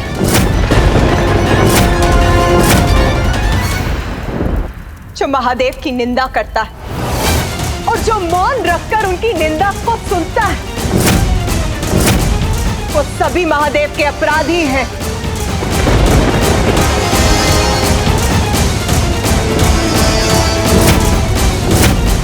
मैं घोषणा करती हूं कि आज से मैं दक्षिणायनी नहीं कहलाऊंगी। आपकी पुत्री के रूप में मुझे अपना परिचय स्वीकार नहीं है।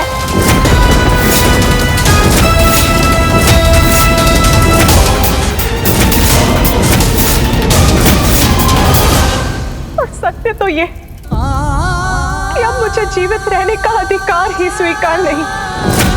नहीं, नहीं पुत्री। रुक जाइए देवी सती, ऐसा अनर्थ मत कीजिए। रुक जाइए देवी सती, रुक जाइए, रुक जाइए दीदी, ऐसा कुछ मत कीजिएगा।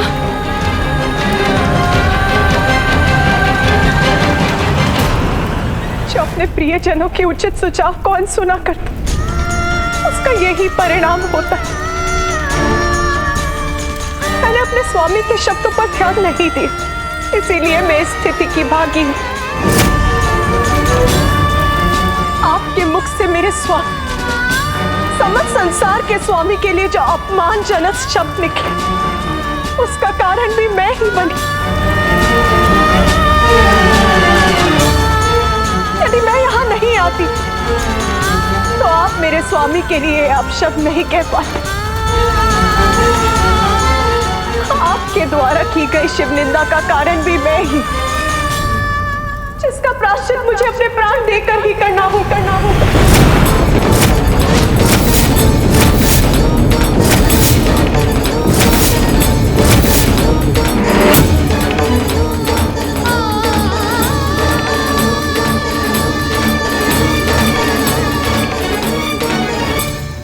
मुझे क्षमा कर दीजिए प्रभु, ऐसे दंड के अधिकारी।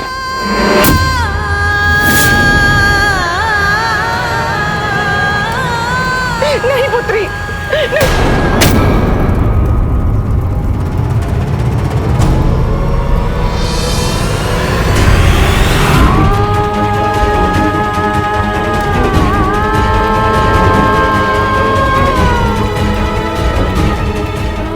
मुझे क्षमा कीजिए स्वामी, किंतु आज की ग्लानि के साथ मैं जीवित नहीं रह सकती। सती नहीं बेटा।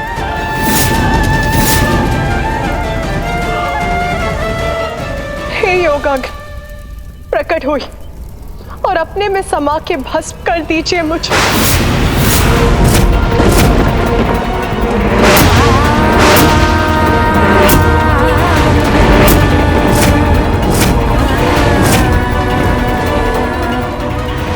रुकिए देवी सती, अपना आवाहन वापस ले लीजिए। रुक जाइए देवी सती, कृपया देवी रुक सती, जाइए। रुकिए देवी सती, देवी सती, अपना आह्वान वापस ले लीजिए। देवी सती, देवी सती रुक जाइए। दीदी, रुक जाइए दीदी, दीदी, नहीं, दीदी, स्वामी कुछ कीजिए। नहीं पुत्री,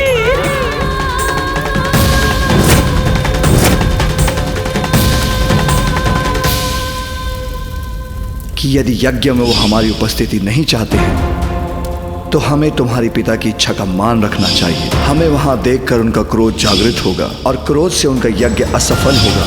सती, यदि तुम जाने का निर्णय ले ही चुकी हो तो मैं तुम्हें रोकूंगा नहीं। महादेव, नाथ,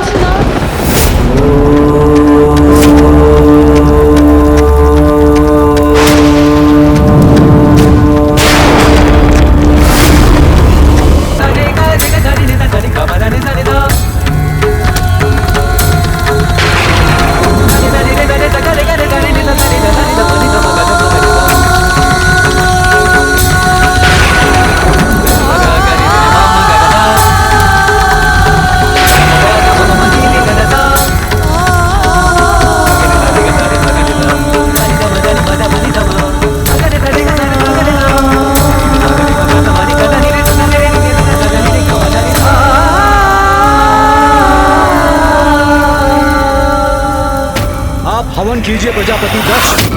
प्रारंभ हुए इस यज्ञ से आप उठ नहीं सकते।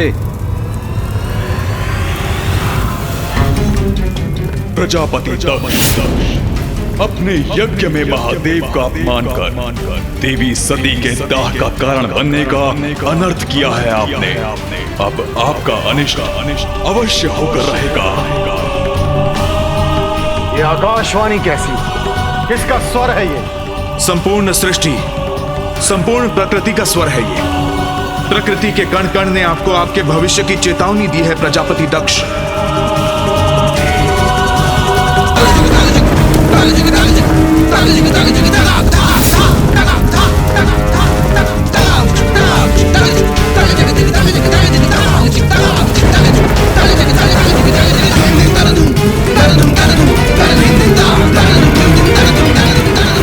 प्रजापति दक्ष, अपने अहंकार से ये कैसा अनर्थ कर दिया तुमने? पिताश्री, अनर्थ अहंकार मैंने नहीं, सती ने किया है, जो मेरे ही महायज्ञ में आकर अपने पति का गुणगान कर रही थी, मेरे निर्णय को अनुचित ठहरा रही थी, मेरे ही निवास स्थान में आकर, मेरे ही यज्ञ स्थल में आकर मेरे पूजनीय भगवानों का अपमान करने का दुस्साहस कर रही थी। उसकी इस उदंडता का दंड तो उसे मिलना ही चाहिए था।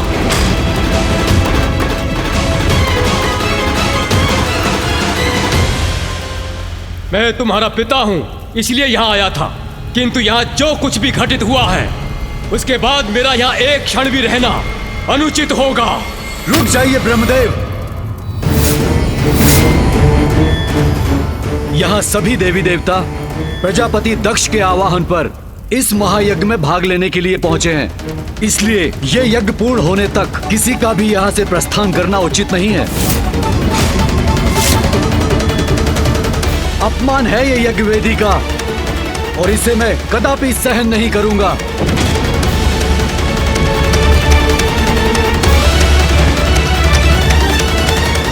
घोषणा करता हूं मैं, यदि आप में से कोई भी यज्ञ अधूरा छोड़ के गए तो आज के पश्चात आपके लिए कोई यज्ञ नहीं करेगा।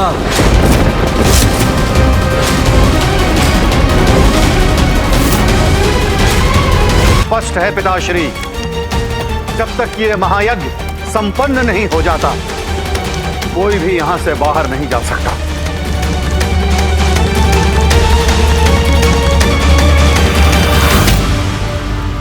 प्रत्येक यज्ञ किसी न किसी के कल्याण के लिए किया जाता है, किंतु यहां तो विध्वंस हो रहा है।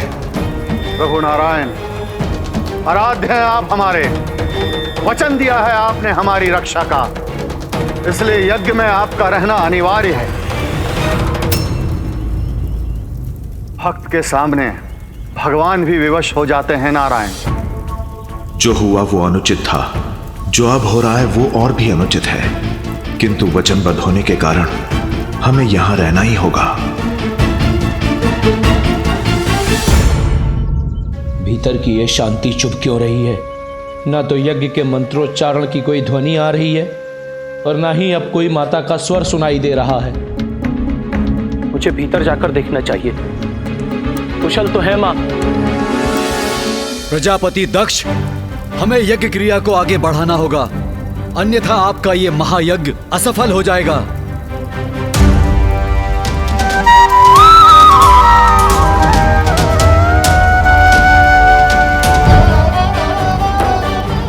प्रतीक्षा ना करें ऋषिवर, यज्ञ आरंभ करें।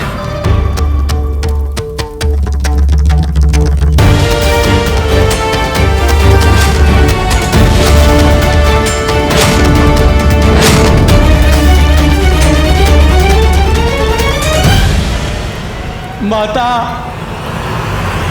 माता, माता कहाँ है आप?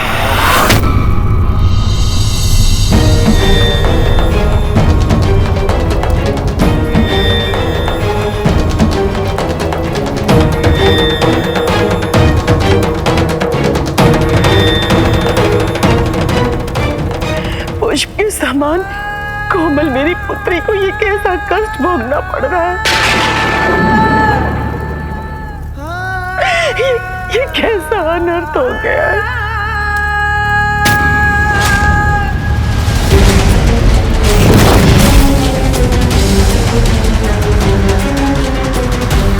माता,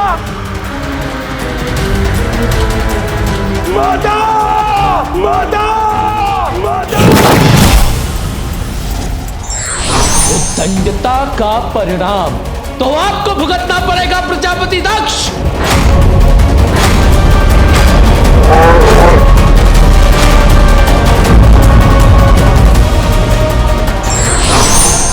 अहंकार व्यक्ति का सबसे बड़ा शत्रु होता है। देवी पार्वती के अतीत से है। जब उन्होंने दक्ष प्रजापति की पुत्री सती के रूप में जन्म लिया था, दक्ष प्रजापति का मुझसे सैद्धांतिक मतभेद था, किंतु फिर भी देवी सती ने कठोर तप कर अपने पिता के विरुद्ध मुझसे विवाह किया। और जब सती को ज्ञात हुआ कि उसके पिता ने यज्ञ का आयोजन किया है और हमें आमंत्रित भी नहीं किया, तब भी देवी सती ने मेरी इच्छा के विरुद्ध यज्ञ में जाने का निर्णय लिया। पिताश्री,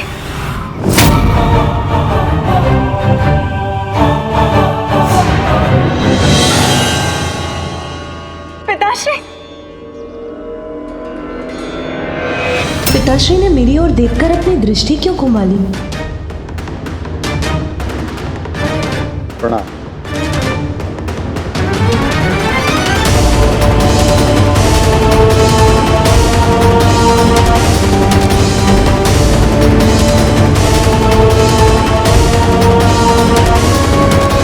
पिताश्री मेरे साथ ऐसा रूखा व्यवहार क्यों कर रहे हैं? पुत्री, ये तो बता, बहनों से भेंट हुई या नहीं?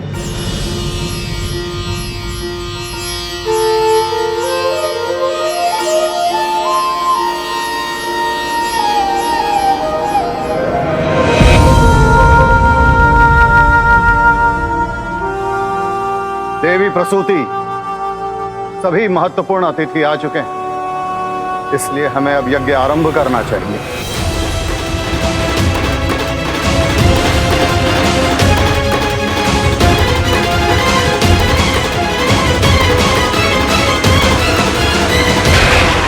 हमें भी जाना होगा दीदी, हम कुछ नहीं कर सकते दीदी। हाँ दीदी।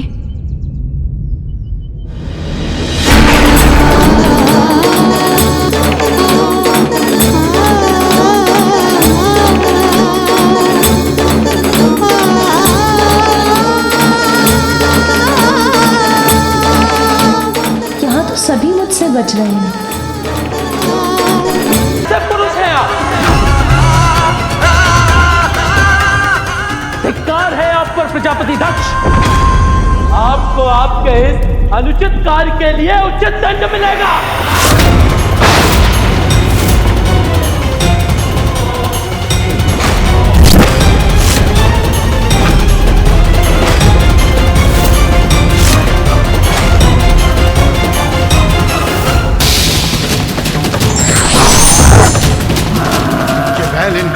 हाथ मेरी ओर बढ़ रहा है, कहीं मुझ पर वार कर मुझे हानि ना पहुंचा दे।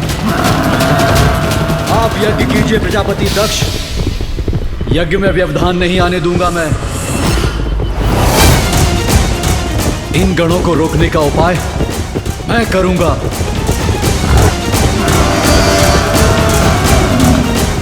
विभु योद्धा आइए और इस महायज्ञ की रक्षा कीजिए।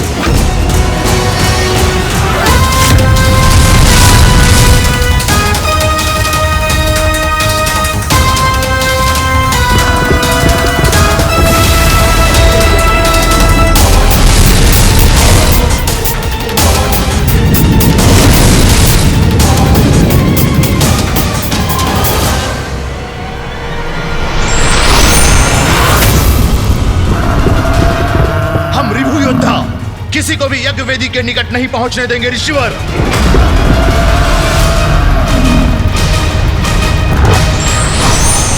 जाओ मेरे मार्ग से। पद करूंगा मैं प्रजापति दक्ष का पद, और ये हम कदापि नहीं होने देंगे। योद्धाओं आक्रमण!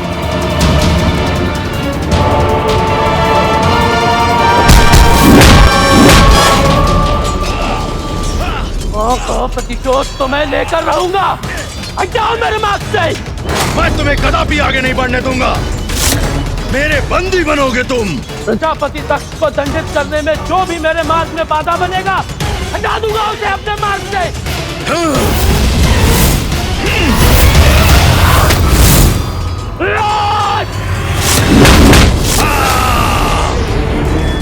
प्रजापति दक्ष, अपनी मृत्यु के लिए तैयार हो जाइए।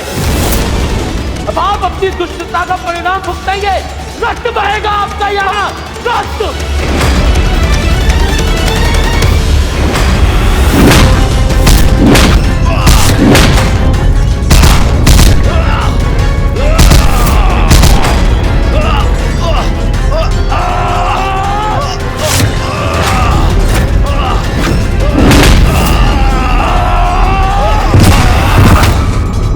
के स्थान पर ये कैसा अनर्थकारी युद्ध छिड़ गया है।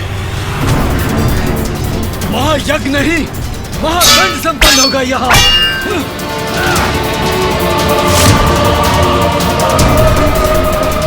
यज्ञ में कोई बाधा नहीं आ सकती। जो बाधा बनेगा उसे रोक देंगे हम। प्रभु, मैं नंदी की सहायता करने के लिए तत्पर हूँ, किंतु मेरे कर्तव्य ने मुझे प्रजापति दक्ष के यज्ञ के प्रति बांध रखा है। आप ही बताइए प्रभु, अब मैं क्या करूं? देवराजेंद्र, जो हुआ वो अनिष्टकारी था, परंतु अब जो होगा वो उससे भी भयंकर होगा। इसे हमारा हस्तक्षेप भी नहीं रोक सकता। प्रजापति दक्ष, तीव्र गति से आपका काल बढ़ा आ रहा है आपकी ओर।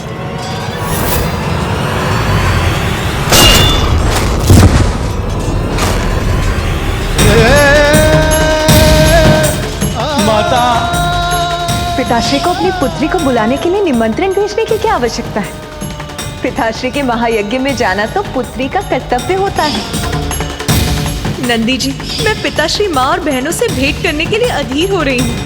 अब यही प्रतीक्षा कीजिए, मैं भीतर जाती हूँ।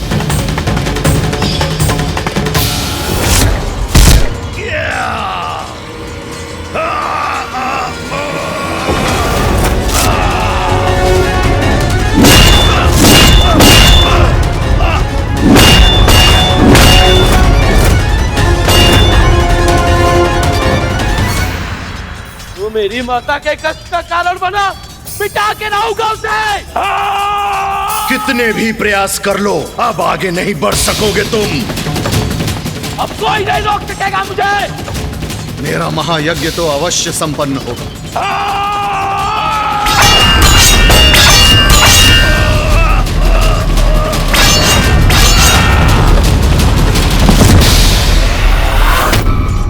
नहीं हटोगे मेरे मार्ग से तो हटोगे मेरे मार्ग से।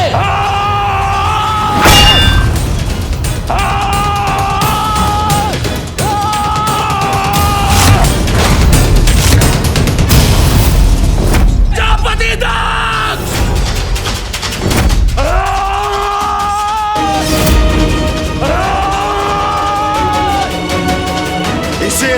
नहीं होगा।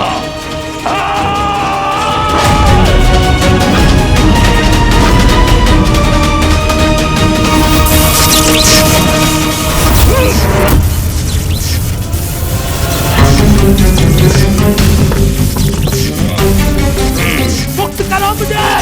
अब कुछ नहीं कर सकोगे तुम। मुक्त करो।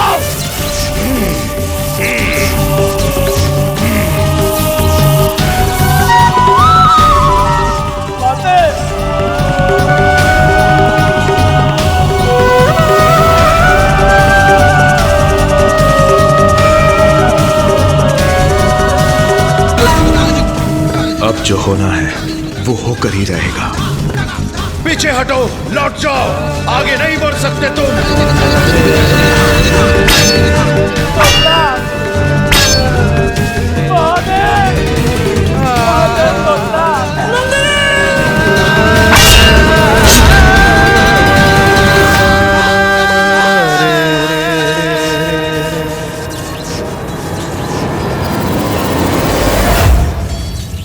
महादेव को देवी सती का ज्ञात होते ही दक्ष प्रजापति के दुर्भाग्य और विनाश का आरंभ होगा। ये यज्ञ भूमि शमशान भूमि में परिवर्तित हो जाएगी।